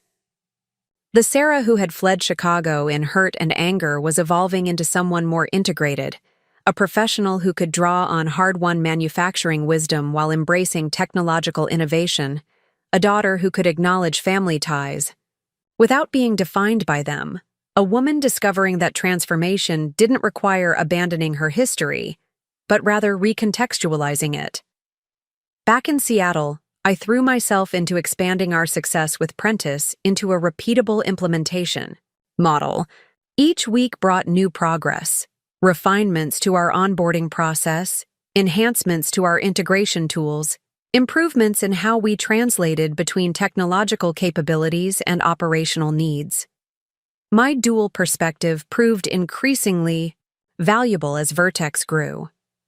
When engineers proposed elegant solutions that overlooked manufacturing realities, I could gently redirect their thinking. When potential clients expressed skepticism about yet another technology promising transformation, I could speak authentically to their concerns from lived experience. 6 months after my departure from Wilson, Michael called me into his office for an unexpected conversation. The board has been discussing our growth trajectory, he began, unusually formal. Your manufacturing implementation strategy has proven more successful than our original direct-to-enterprise approach. We want to double down on it. I nodded, waiting for the specific proposal or challenge that typically followed such statements. We're creating a new position, Chief Transformation Officer, responsible for overseeing how our technology integrates with traditional manufacturing environments. It would be parallel to your CFO role initially, with the understanding that you'd eventually need to choose one track as we continue to scale. The opportunity represented exactly the kind of recognition I'd sought but never received at Wilson, advancement based on demonstrated value rather than prescribed paths or family connections. I'm interested, I said carefully, though managing dual roles even temporarily would be challenging. We'd adjust your CFO responsibilities. Bring in a strong controller to handle day-to-day operations while you maintain strategic oversight. He leaned forward. Sarah, this role is a reflection of the unique perspective you've brought to Vertex. No one else here has your combination of manufacturing operations knowledge and financial strategic thinking. As I walked back to my office, the significance of the moment washed over me. 6 months ago, I'd been fighting for recognition in a company where my last name should have guaranteed it. Now, I was being offered a position created specifically to leverage my unique capabilities, in an organization where my family connections meant nothing. The transformation wasn't just in my job title or responsibilities. It was in how I perceived my own value, no longer relative to family expectations or legacy roles, but anchored in my distinctive combination of experiences, skills, and perspective. I had become someone new without abandoning who I had been, integrating my manufacturing heritage with technological innovation to create something neither world could achieve alone. That evening, I stood on my apartment balcony, watching the sunset paint Seattle's waterfront in gold and amber. The city no longer felt temporary or foreign, but increasingly like home, a place I had chosen rather than inherited, where I was building an identity based on contribution rather than connection. My phone chimed with a text from Lisa. Heard about the promotion offer. Chief Transformation Officer has a nice ring to it. Decision made? I smiled, typing back, still considering but leaning yes. The transformation goes both ways, changing manufacturing through technology and being changed in the process. Her response came quickly. That's the Sarah Wilson I always knew was there. Just needed the right environment to fully emerge. As night fell over the city, I reflected on the journey of the past 6 months. I had left Chicago believing I needed to escape my past to find my future. What I'd discovered instead was the power of integration, bringing my manufacturing wisdom into a technology environment, carrying family-taught values into an innovation space, bridging worlds that typically viewed each other with suspicion. The transformation wasn't complete. Such journeys never truly are. But standing between the lights of the city and the darkness of the water, I recognized that I was becoming exactly who I needed to be. Not defined by rejection of my past, nor limited by its constraints, but evolving into something that honored both heritage and possibility, legacy and innovation, roots and wings. Seattle's autumn painted the city in rich amber and crimson, a stark contrast to the steel-gray waters of Puget Sound. 1 year after my abrupt departure from Wilson Manufacturing, I stood at the podium of the Pacific Northwest Manufacturing Innovation Summit, preparing to deliver the keynote address. The irony wasn't lost on me. I'd attended dozens of similar conferences as a Wilson representative, always in a supporting role, never as the featured speaker. Our next presenter is Sarah Wilson, Chief Transformation Officer at Vertex Innovations, the moderator announced. Previously a senior executive at Wilson Manufacturing, Sarah has pioneered a new approach to technology implementation in traditional manufacturing environments, resulting in Vertex's remarkable growth over the past year. As I took the stage, I scanned the audience of manufacturing executives, technology innovators, and industry analysts. The two worlds I now bridged, represented in a single room. My presentation, Digital Transformation Without Disruption, Evolution Not Revolution, encapsulated the philosophy I'd developed since joining Vertex, drawing on both my manufacturing heritage and newfound technological perspective.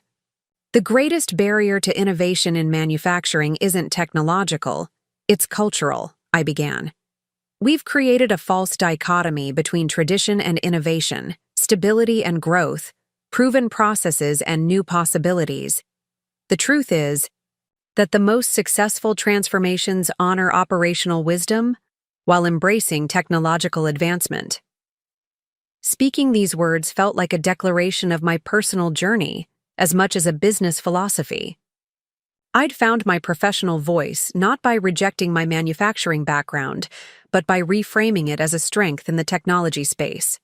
The Sarah Wilson who commanded this stage was neither solely her father's daughter, nor a tech startup executive, but something more integrated and authentic than either identity alone could have been. After the presentation, a circle of attendees gathered around me, business cards extended, questions flowing. Among them was Eleanor Chen, CEO of Meridian Partners, one of the largest manufacturing investment groups in the country. Impressive.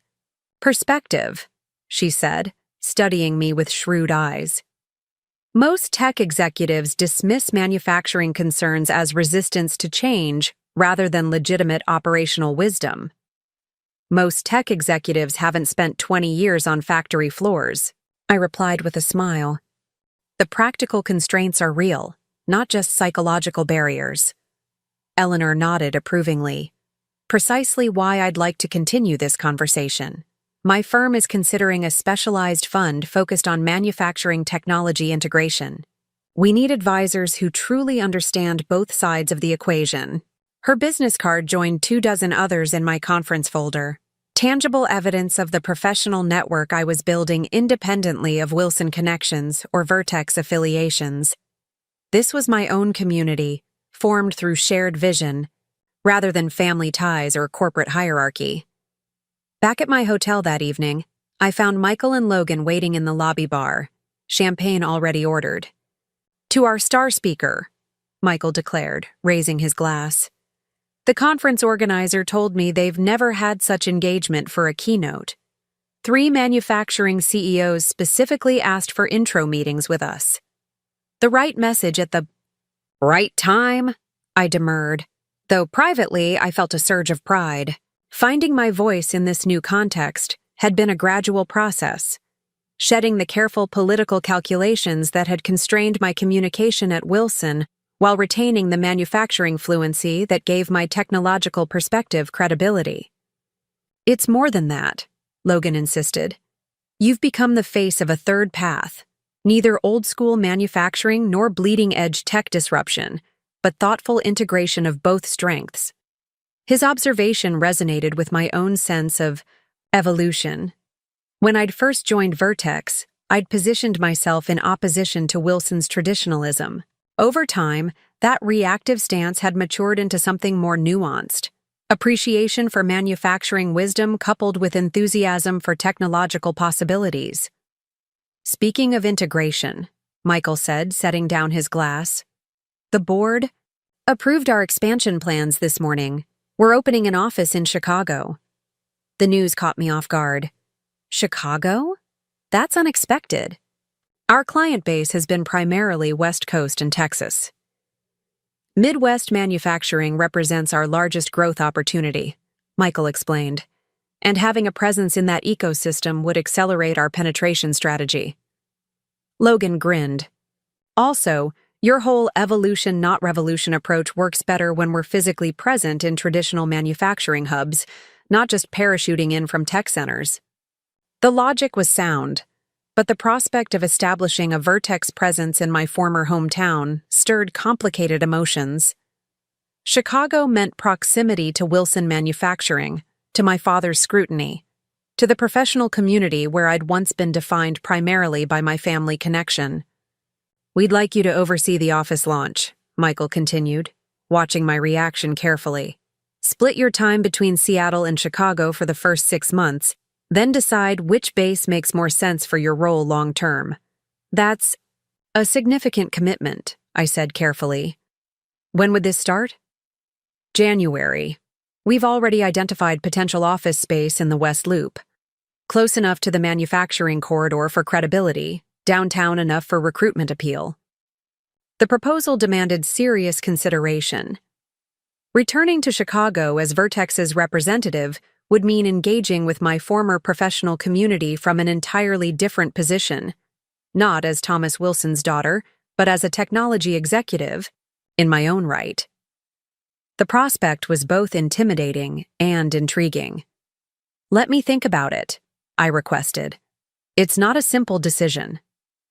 Later that night, alone in my hotel room, I found myself drawn to the window overlooking Seattle's twinkling skyline. This city had become home in ways I hadn't anticipated, not just a refuge from Chicago, but a place where I'd discovered new aspects of myself, built meaningful connections, and established professional credibility independent of my family name. The thought of dividing my time between Seattle and Chicago raised practical questions, but also deeper ones about identity and belonging. Was I ready to re-enter the professional ecosystem I'd fled a year earlier? Could I maintain the authentic voice I'd developed at Vertex when back in proximity to Wilson Manufacturing? My ringing phone interrupted these reflections. Lisa calling from San Francisco. "I hear Vertex is Chicago-bound," she said without preamble. "Michael's asking you to lead it, isn't he?" News traveled fast in venture capital circles. "You have spies everywhere," I laughed. "Yes, he's proposed it," I'm still processing. It's the obvious choice, Lisa observed. You understand the Midwest manufacturing mindset better than anyone else at Vertex. Plus, you have connections throughout the industry.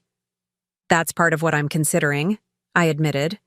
Those connections still see me as a Wilson first and foremost. I've built something different here in Seattle. Lisa was quiet for a moment. Maybe that's exactly why you're the right person. You've proven you can establish a new identity without rejecting your past. Now you can bring that integrated perspective back to where it might make the most difference. Her framing shifted. Something in my perception. Perhaps this wasn't about risking the identity I'd built in Seattle, but about expanding it, bringing my evolved perspective into the very environment where I'd once felt constrained. There's something else to consider, Lisa added. Eleanor Chen is assembling an advisory board for her manufacturing technology fund. She specifically mentioned wanting you involved after your keynote today. The connection wasn't immediately obvious. How does that relate to Chicago? Meridian Partners' main office is in Chicago, Lisa explained. They've backed half the major manufacturing operations in the Midwest. Being geographically proximate would make participation much more feasible. The opportunity to advise Meridian's fund represented something I hadn't fully anticipated, influence beyond Vertex itself, helping shape investment in the manufacturing technology sector broadly. It was a platform that could amplify the integration philosophy I'd been developing. I need to sleep on all this, I told Lisa. It's a lot to process. Of course. Just remember, going back doesn't mean regressing. The Sarah Wilson who would return to Chicago isn't the same one who left. Her words stayed with me as I drifted to sleep, prompting dreams of bridges spanning familiar waters, connecting separate shores that had once seemed impossibly distant. The following morning, over breakfast with Michael and the Vertex leadership team, I announced my decision. I'll lead the Chicago office launch with one condition.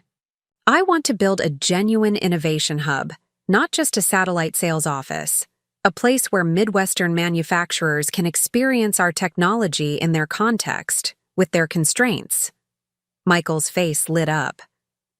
Exactly what I was hoping you'd say.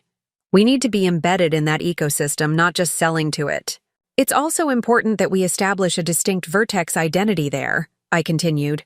Not defined in opposition to traditional manufacturers, but not subsumed by their conservatism either. The team nodded in agreement, and conversation quickly turned to practical matters. Timeline, staffing, logistics. But beneath these operational details lay a more profound shift. I was choosing to return to the environment I'd fled, not from necessity or defeat, but from confidence in my transformed perspective and the value it could bring. That afternoon, I called Eleanor Chen to discuss her advisory board invitation, which I accepted with the caveat of my upcoming geographic division between Seattle and Chicago. Far from being a limitation, she saw it as an advantage. Physical presence in both innovation and traditional manufacturing centers. That bifocal perspective is precisely what we need, she confirmed. Too many advisors are firmly camped in either the technology or manufacturing worldview. We need bridge builders who respect both. Bridge builder. The term captured something essential about my emerging professional identity, not defined by rejection of either world, but by the capacity to connect them purposefully. The following weeks passed in a blur of preparation, both for the Chicago office launch and my evolving role within it. I assembled a core team that reflected the integration philosophy, including technology specialists with manufacturing backgrounds and operations experts eager to embrace innovation. Each hire represented a careful balance between technical capability and cultural translation skills. Parallel to these Vertex responsibilities, I began participating in preliminary discussions for Meridian's Manufacturing Technology Fund. Eleanor had assembled an impressive advisory group: venture capitalists, manufacturing executives, technology innovators, and policy experts, all focused on accelerating thoughtful digital transformation in traditional industries. My dual involvement with Vertex and Meridian created a virtuous cycle. Insights from fund discussions informed our Chicago strategy, while our implementation experiences provided concrete examples for investment considerations. I found myself increasingly at the center of a growing community focused on bridging technological innovation and manufacturing wisdom. December brought my first trip back to Chicago since my abrupt departure. The familiar skyline stirred a complex mix of emotions as my plane descended. Fondness for the city that had shaped me, apprehension about professional encounters with former colleagues, curiosity about how Wilson Manufacturing had evolved in my absence. The West Loop office space Michael had identified was perfect, a renovated industrial building with exposed brick and timber, historic character married to modern infrastructure. Standing in the empty space, I could envision what it would become, not just Vertex's Midwestern headquarters, but a genuine innovation hub where manufacturing leaders could engage with technological possibilities in a context that respected their operational realities. The architects can have preliminary designs ready by next week, the real estate agent was saying, but my attention had drifted to the window overlooking the city. From this vantage point, I could almost see Wilson Manufacturing's headquarters. On the north side, the building where I'd spent most of my professional life, navigating family expectations while trying to carve out my own contribution. "It's a good space," I confirmed. "Let's move forward with the lease." That evening, I met Lisa for dinner at a favorite restaurant near my former condo. She'd flown in specifically to support my re-entry into Chicago's business community, a gesture that typified her friendship throughout this transformation journey. "How does it feel to be back?" she asked as we settled into our table. "Surreal," I admitted. "Like visiting a place you've only seen in dreams, familiar but somehow altered." "Or perhaps you're the one who's altered," she suggested, "seeing the same city through different eyes." Her observation resonated deeply. The Chicago sprawling beyond our restaurant window was unchanged, but my perspective had shifted fundamentally. I no longer viewed the city's business landscape through the lens of Wilson Manufacturing's interests or my place within the family hierarchy. "I ran into James this morning," I mentioned, recalling the chance encounter at a coffee shop near the new office space. "He's been promoted to operations director at Wilson. Apparently, they've restructured substantially since I left." "Did he mention your father or brother?" "Briefly. Dad's supposedly exploring semi-retirement, grooming Mark for a more focused role rather than the all-encompassing financial directorship." I smiled ruefully. Lessons learned, perhaps, though never explicitly acknowledged. "And how did it feel, hearing about these changes?" I considered the question carefully. "Less emotionally charged than I would have expected. I'm genuinely glad they're finding more sustainable arrangements, but it feels like news about a former colleague's company rather than my own family drama." Lisa nodded approvingly. "That's significant progress. The old Sarah would have analyzed every detail for validation or vindication." She was right. A year earlier, updates about Wilson Manufacturing had triggered intense emotional responses. Satisfaction when they struggled without me, hurt when they succeeded despite my absence. That emotional entanglement had diminished gradually as I built my own identity at Vertex and within the broader manufacturing technology community. "I'm considering having dinner with my father while I'm in town," I admitted. "Not a reconciliation exactly, but perhaps a reset of sorts." "That's brave," Lisa observed. "What prompted the thought?" I gestured to the restaurant around us. Being back in Chicago, I realize there are parts of my history here worth reclaiming rather than rejecting. My relationship with my father is complicated, but it's still part of who I am. And who you are now is strong enough to engage with that complexity, without being diminished by it, Lisa concluded, raising her glass. "To evolution, not revolution, in business and in life." The following days brought a whirlwind of activity, finalizing the office lease, interviewing local candidates for the Chicago team, meeting with potential manufacturing clients curious about Vertex's Midwestern expansion. I navigated this terrain with growing confidence, neither hiding my Wilson background nor allowing it to define me. Eleanor Chen's introduction opened doors throughout Chicago's manufacturing ecosystem, under the auspices of Meridian Partners. Developing fund, I met with factory owners, production directors, and operations specialists across the region, listening to their digital transformation challenges and sharing insights from Vertex's successful implementations elsewhere. These conversations revealed a consistent pattern. Midwestern manufacturers recognized the necessity of technological evolution, but resisted approaches that dismissed their operational expertise or demanded wholesale replacement of functional systems. They sought partners who understood their practical constraints and valued their shop floor wisdom. That's exactly why we're establishing a presence here, I explained during a roundtable discussion with manufacturing executives. Not to impose Silicon Valley solutions on Midwest operations, but to develop integrated approaches that respect manufacturing realities while leveraging technological possibilities. The message resonated deeply, attracting interest not just in Vertex's offerings, but in the broader philosophy our Chicago office would embody. Several executives requested involvement in our innovation hub once established, offering to provide real-world testing environments and operational insights in exchange for early access to emerging solutions. By my third week in Chicago, a genuine community was forming around the not-yet-opened Vertex office. Manufacturers eager for thoughtful digital transformation, technology specialists with manufacturing backgrounds, investors interested in supporting integrated approaches, even academic partners from local engineering programs. This emerging ecosystem felt fundamentally different from both the hierarchical structure of Wilson Manufacturing and the innovation at all costs ethos of pure technology firms.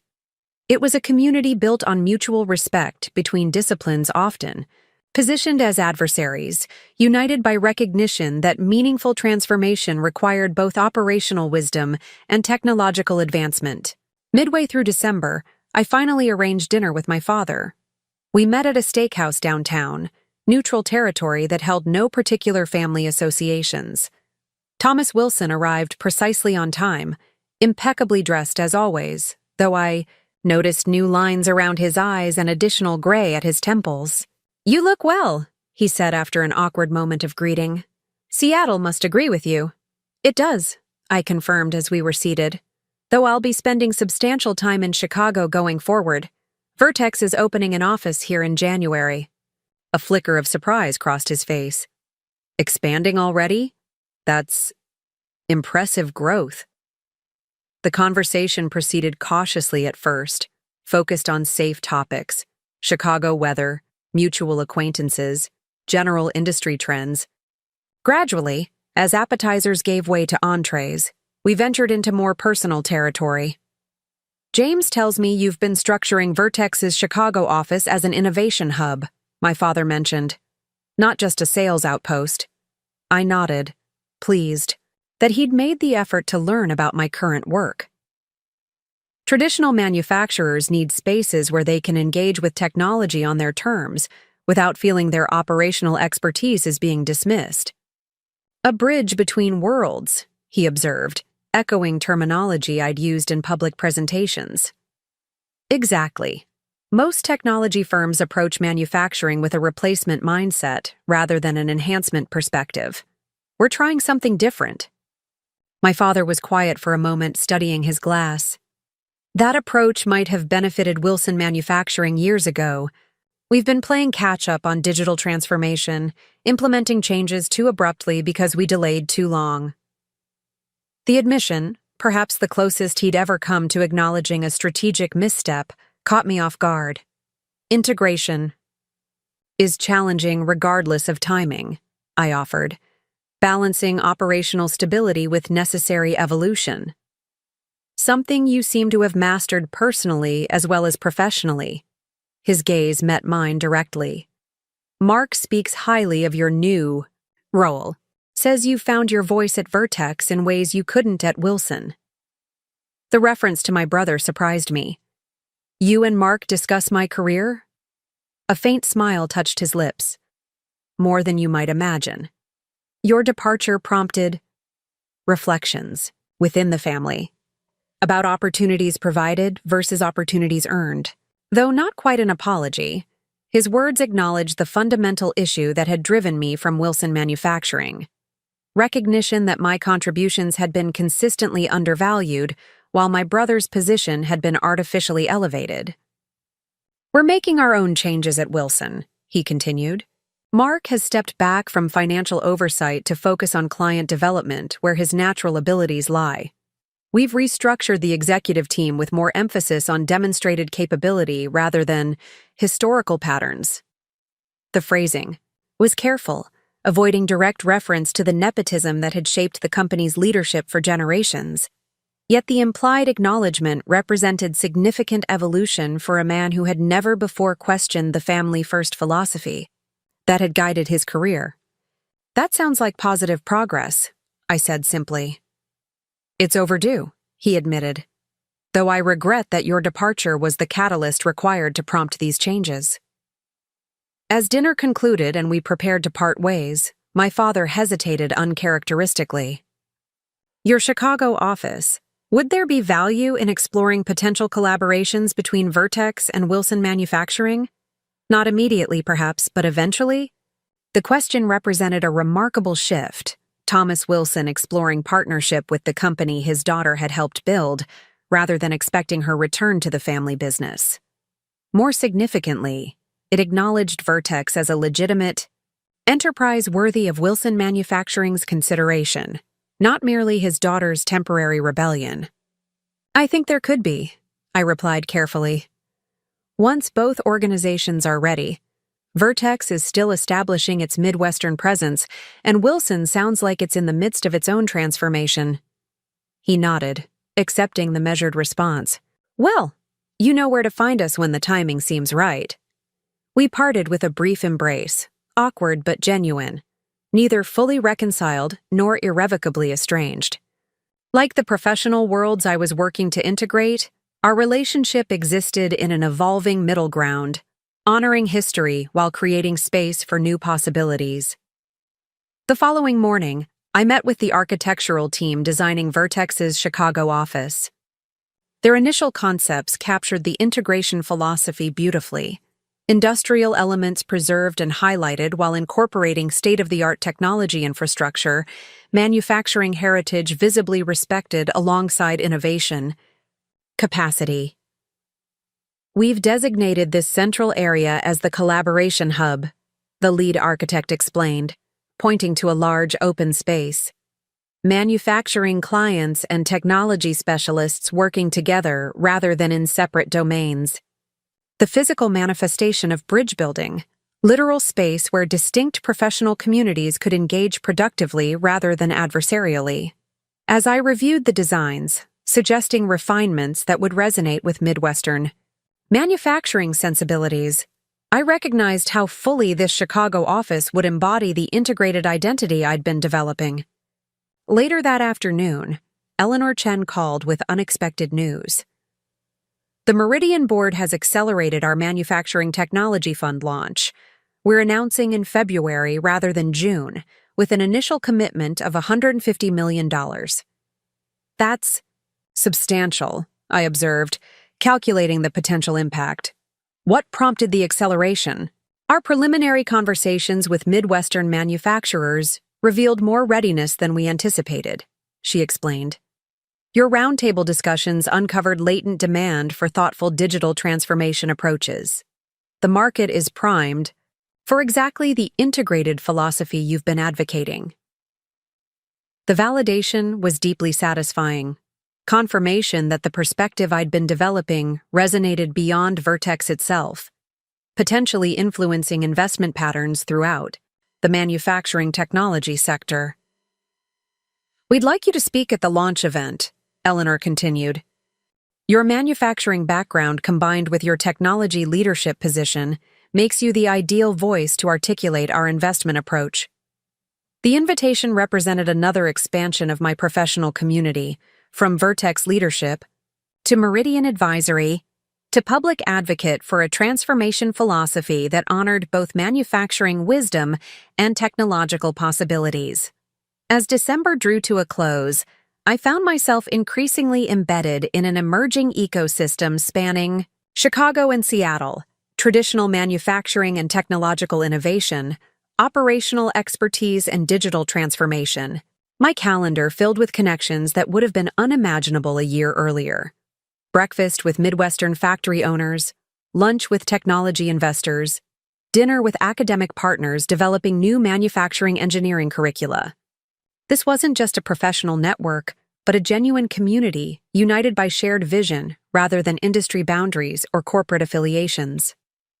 Unlike the hierarchy at Wilson Manufacturing, or even the more egalitarian structure at Vertex, this ecosystem operated on principles of mutual respect and complementary expertise, recognizing that meaningful transformation required multiple perspectives.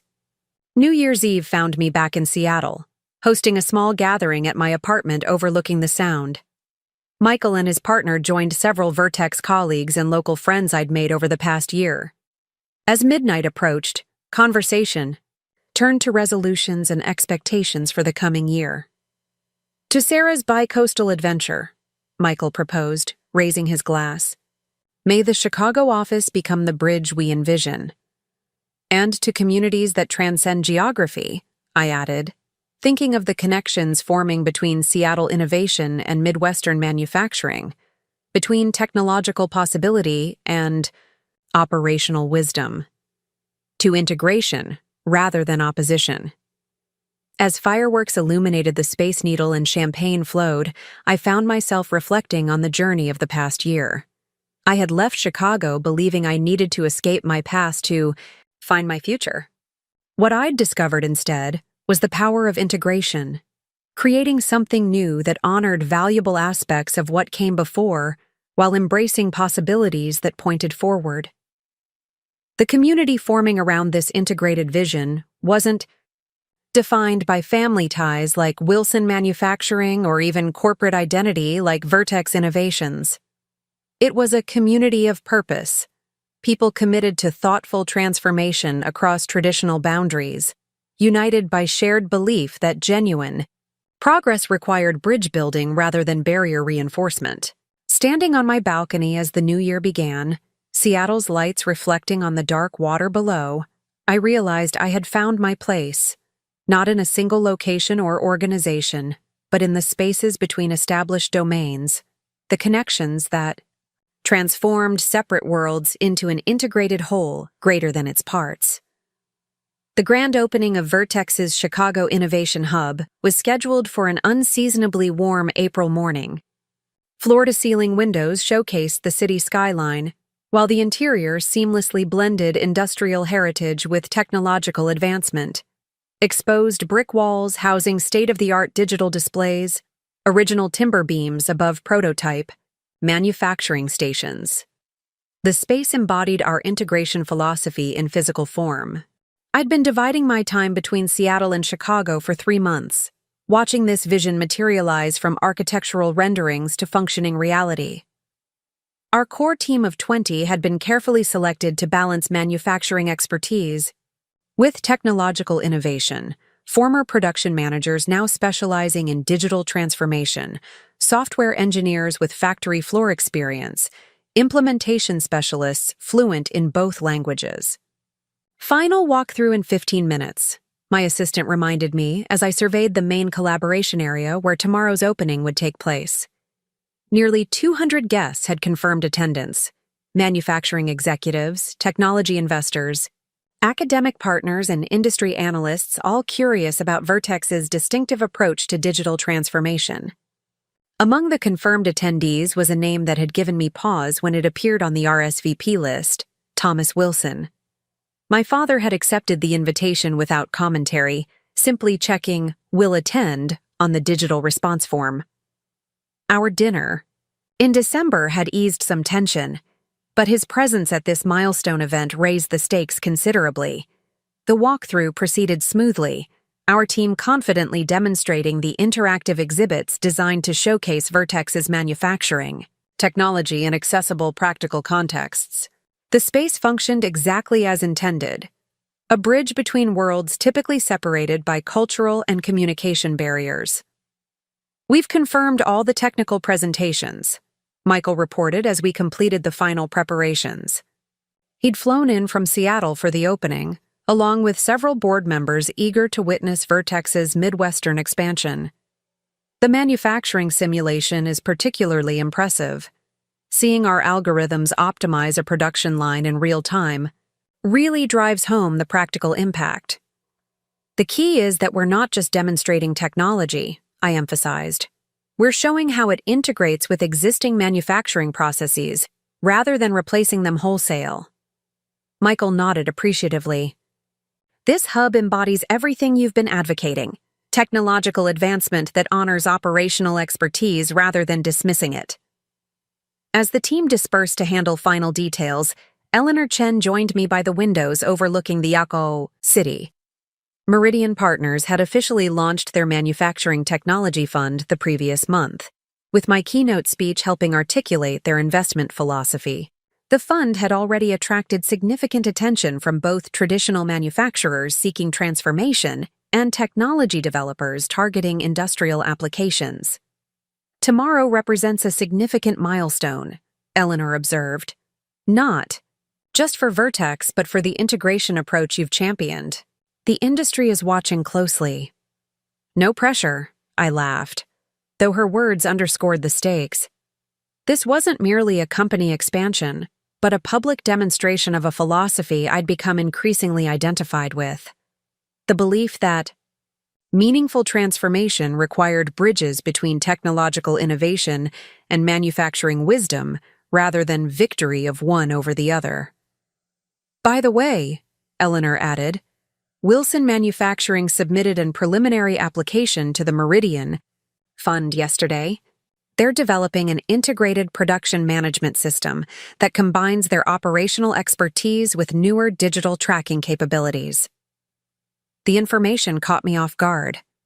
My father hadn't mentioned any fund application during our occasional communications. That's unexpected. Their technology infrastructure was relatively traditional when I left. "The proposal cites recent restructuring and strategic redirection," Eleanor explained. "Apparently, they've been quietly modernizing their approach over the past year." The revelation stirred complicated emotions. Part of me felt vindicated that Wilson Manufacturing was embracing digital transformation more seriously, perhaps partly influenced by my departure and subsequent work. Yet another part wondered if the timing of their application, coinciding with Vertex's Chicago launch, represented something more deliberate. That evening, after the team's preparatory dinner, I returned to the quiet hub for a final review. The space held an anticipatory energy, like a stage set for tomorrow's performance, each element carefully positioned to demonstrate our integration philosophy. As I checked connections on one of the interactive displays, the front door chimed, unexpectedly. Turning, I was startled to find my brother Mark standing in the entrance, gazing around with undisguised curiosity. "Impressive," he said by way of greeting. "Very different from Wilson's corporate aesthetic." "What are you doing here, Mark?" I hadn't seen my brother since our Michigan conversation months earlier, though we'd exchanged occasional messages. "Advance reconnaissance," he admitted with a hint of his old charm. "Dad's coming tomorrow, and I thought it might be wise to prepare him for what to expect. This is quite a departure from his concept of a proper business environment." I gestured. "Around the hub." "That's rather the point. We're creating a space where innovation and tradition can engage productively rather than adversarially." Mark wandered further into the space, studying the manufacturing simulation station with genuine interest. "I hear you've been consulting with Meridian's investment fund as well, building quite the portfolio beyond Vertex itself." "Word travels fast," I observed, wondering about his purpose in mentioning Meridian. Chicago's manufacturing community isn't that large, he shrugged, especially when significant new investment enters the ecosystem. I decided to address the obvious question directly. Did you know Wilson Manufacturing applied to the Meridian Fund? A flicker of surprise crossed his features. Actually, no. That would have been Dad's decision, though it makes sense given the direction we've been moving. Which is? Mark hesitated, seeming to weigh his words carefully. Let's call it a necessary evolution. After you left, certain realities became impossible to ignore. Our technology infrastructure was outdated. Our approach to digital integration piecemeal at best. The expansion plans you'd developed before leaving highlighted gaps we weren't equipped to address. His candor was unexpected. The Mark I'd known at Wilson would have glossed over such vulnerabilities with easy charm rather than acknowledging them directly. Dad brought in a digital transformation consultant, he continued. Someone with manufacturing background but technology vision. She pointed out many of the same issues you'd raised over the years, but as an external voice without family dynamics complicating the message. The information filled in gaps in my understanding of Wilson's evolution since my departure. And your role in all this? I stepped back from financial oversight, a position I should never have accepted, he acknowledged ruefully. I'm focusing on client development and relationship management where I actually add value. We reorganized the executive structure completely, promoting based on demonstrated capability rather than, he paused, traditional patterns. His diplomatic phrasing couldn't disguise the fundamental shift he was describing. Wilson Manufacturing moving away from the family-first promotion philosophy that had shaped its leadership for generations. And Dad's comfortable with these changes? I asked skeptically, finding it difficult to imagine Thomas Wilson relinquishing long-held practices.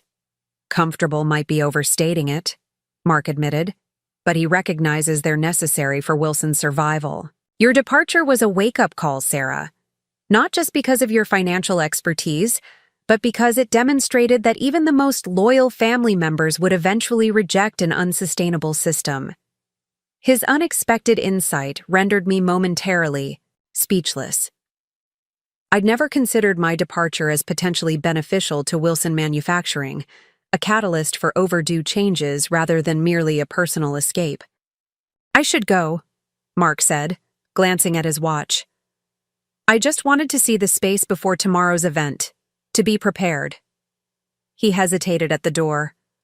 For what it's worth, what you've built here is impressive, genuinely innovative rather than merely disruptive. After he left, I sat alone in the hub's central area, processing the conversation. Wilson Manufacturing's evolution following my departure suggested something I hadn't fully considered, that my exit had created necessary space for changes that might not have occurred had I stayed and continued accommodating dysfunctional patterns. The realization shifted my perspective on tomorrow's event. I'd been anticipating my father's attendance as a test of my new identity, a measure of whether I could engage with my past without being diminished by it. Now I wondered if his presence might represent something more complex, recognition that our separate journeys had perhaps led to complementary destinations. Morning arrived with perfect spring weather, sunlight streaming through the hub's windows as staff made final preparations.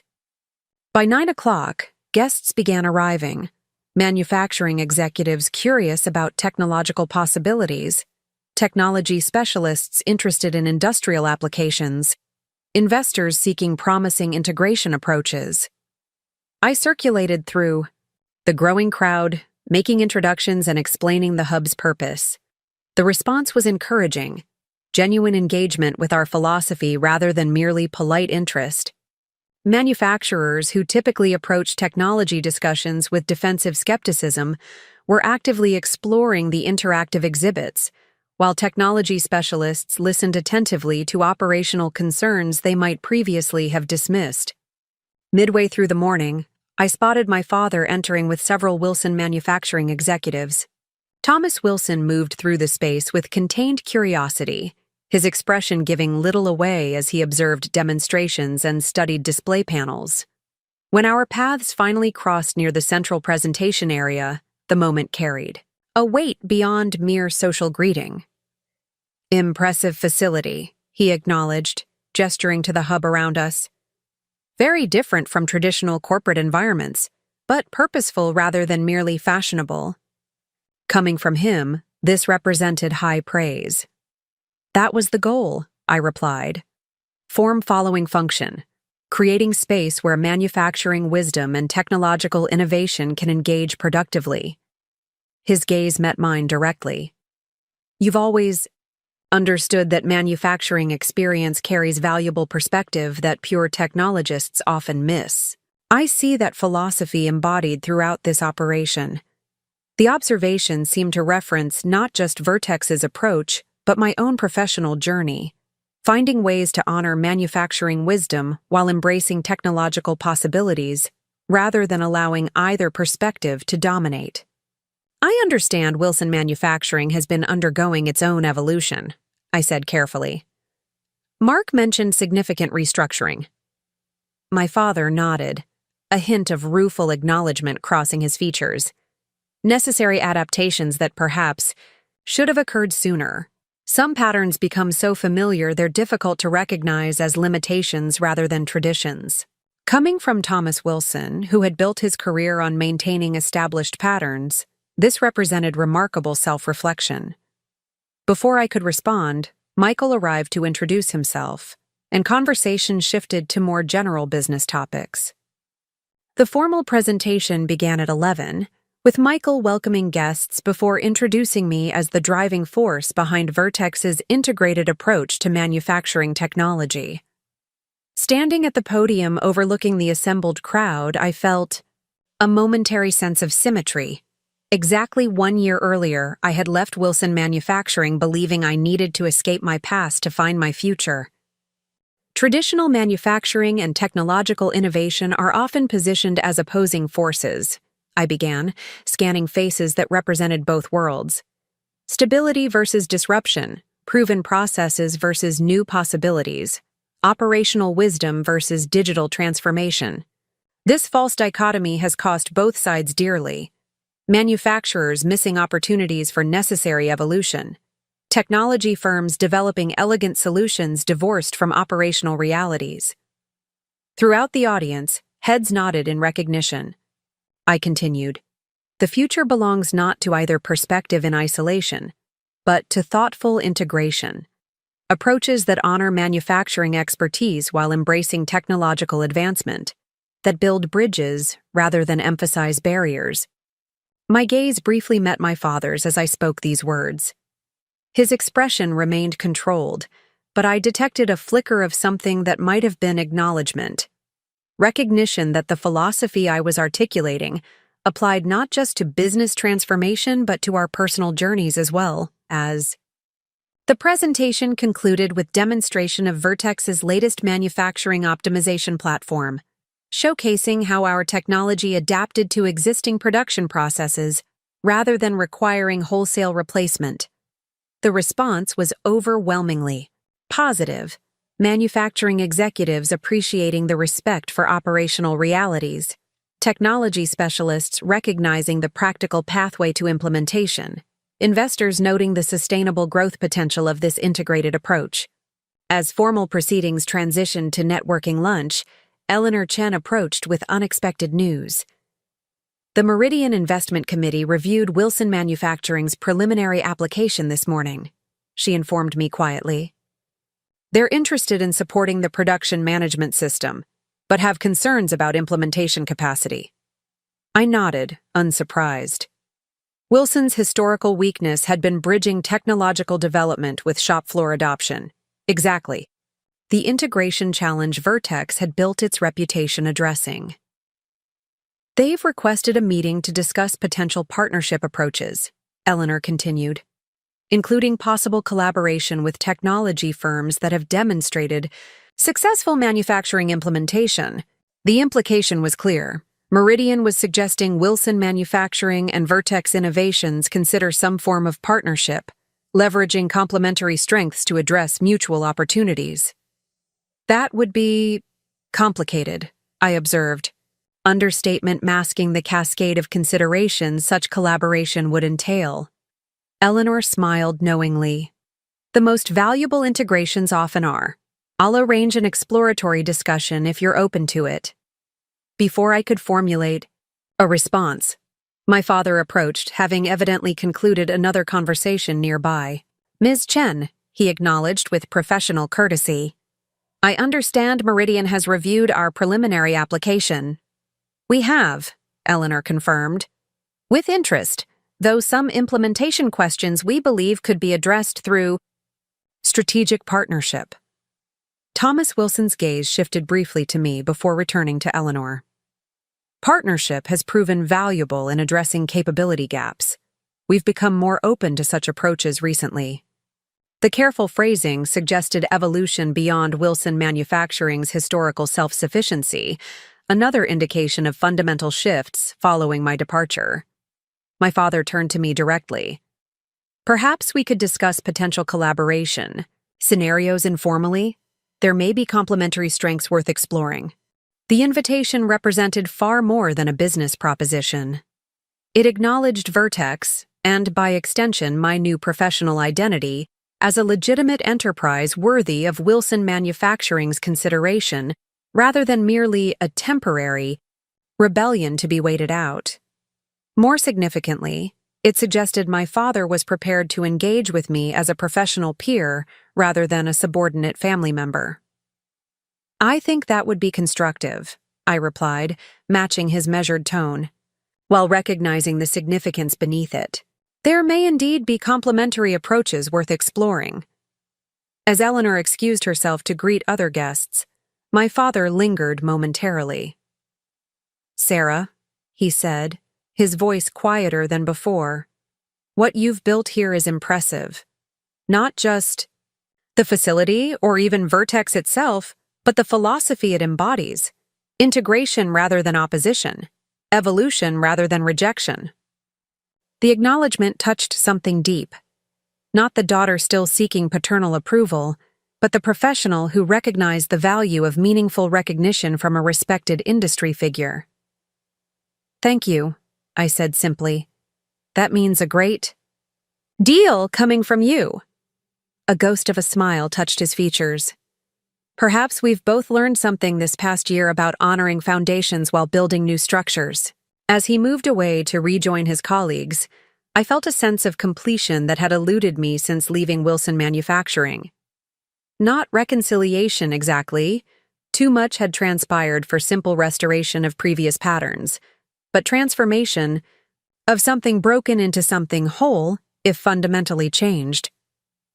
The remainder of the opening event unfolded successfully, with demonstrations, discussions, and connections forming throughout the afternoon. By the time the last guests departed, Vertex's Chicago Innovation Hub had clearly established itself as a significant new presence in the Midwestern manufacturing ecosystem. Not merely a technology company's satellite office, but a genuine bridge between traditionally separate domains. That evening, as the team celebrated our successful launch, Michael raised his glass in a toast. To Sarah Wilson, he declared, who taught a technology company to respect manufacturing wisdom while helping manufacturing executives embrace technological possibilities.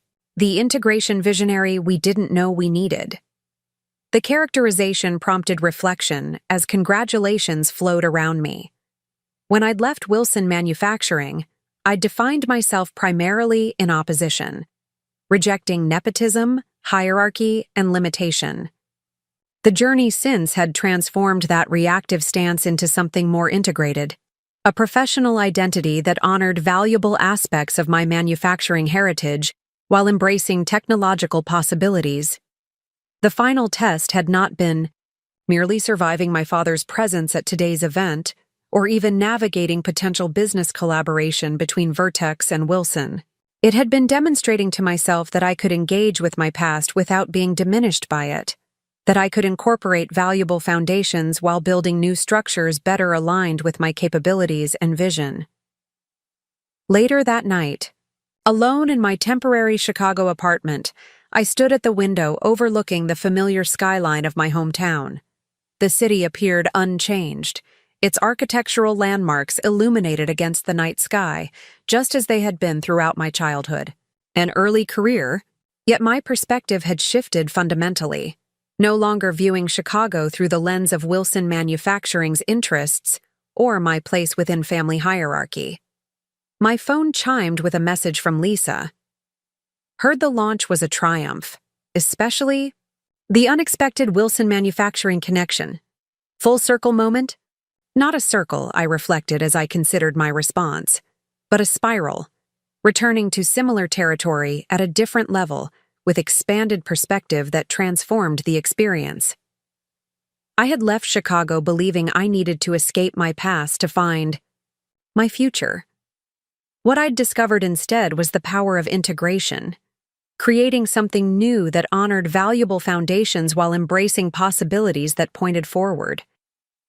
Not full circle, I texted back. More like building a bridge between who I was and who I'm becoming.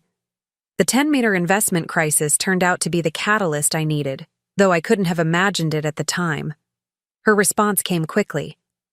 Sometimes the biggest gifts come disguised as our greatest challenges. The question is whether we're brave enough to unwrap them. As I set my phone aside, I realized the journey wasn't ending, but evolving. Continuing transformation, rather, than final destination. The integration philosophy I'd been developing applied not just to manufacturing technology, but to personal identity. Honoring roots while growing branches, building bridges rather than walls, finding strength in connection rather than opposition. The final test had been passed not by rejecting my past or by returning to it unchanged, but by transforming both it and myself into something new and more whole. A bridge between worlds that once seemed impossibly distant, now connected through the person I had become. Up next, you've got 2 more standout stories right on your screen. If this one hit the mark, you won't want to pass these up. Just click and check them out.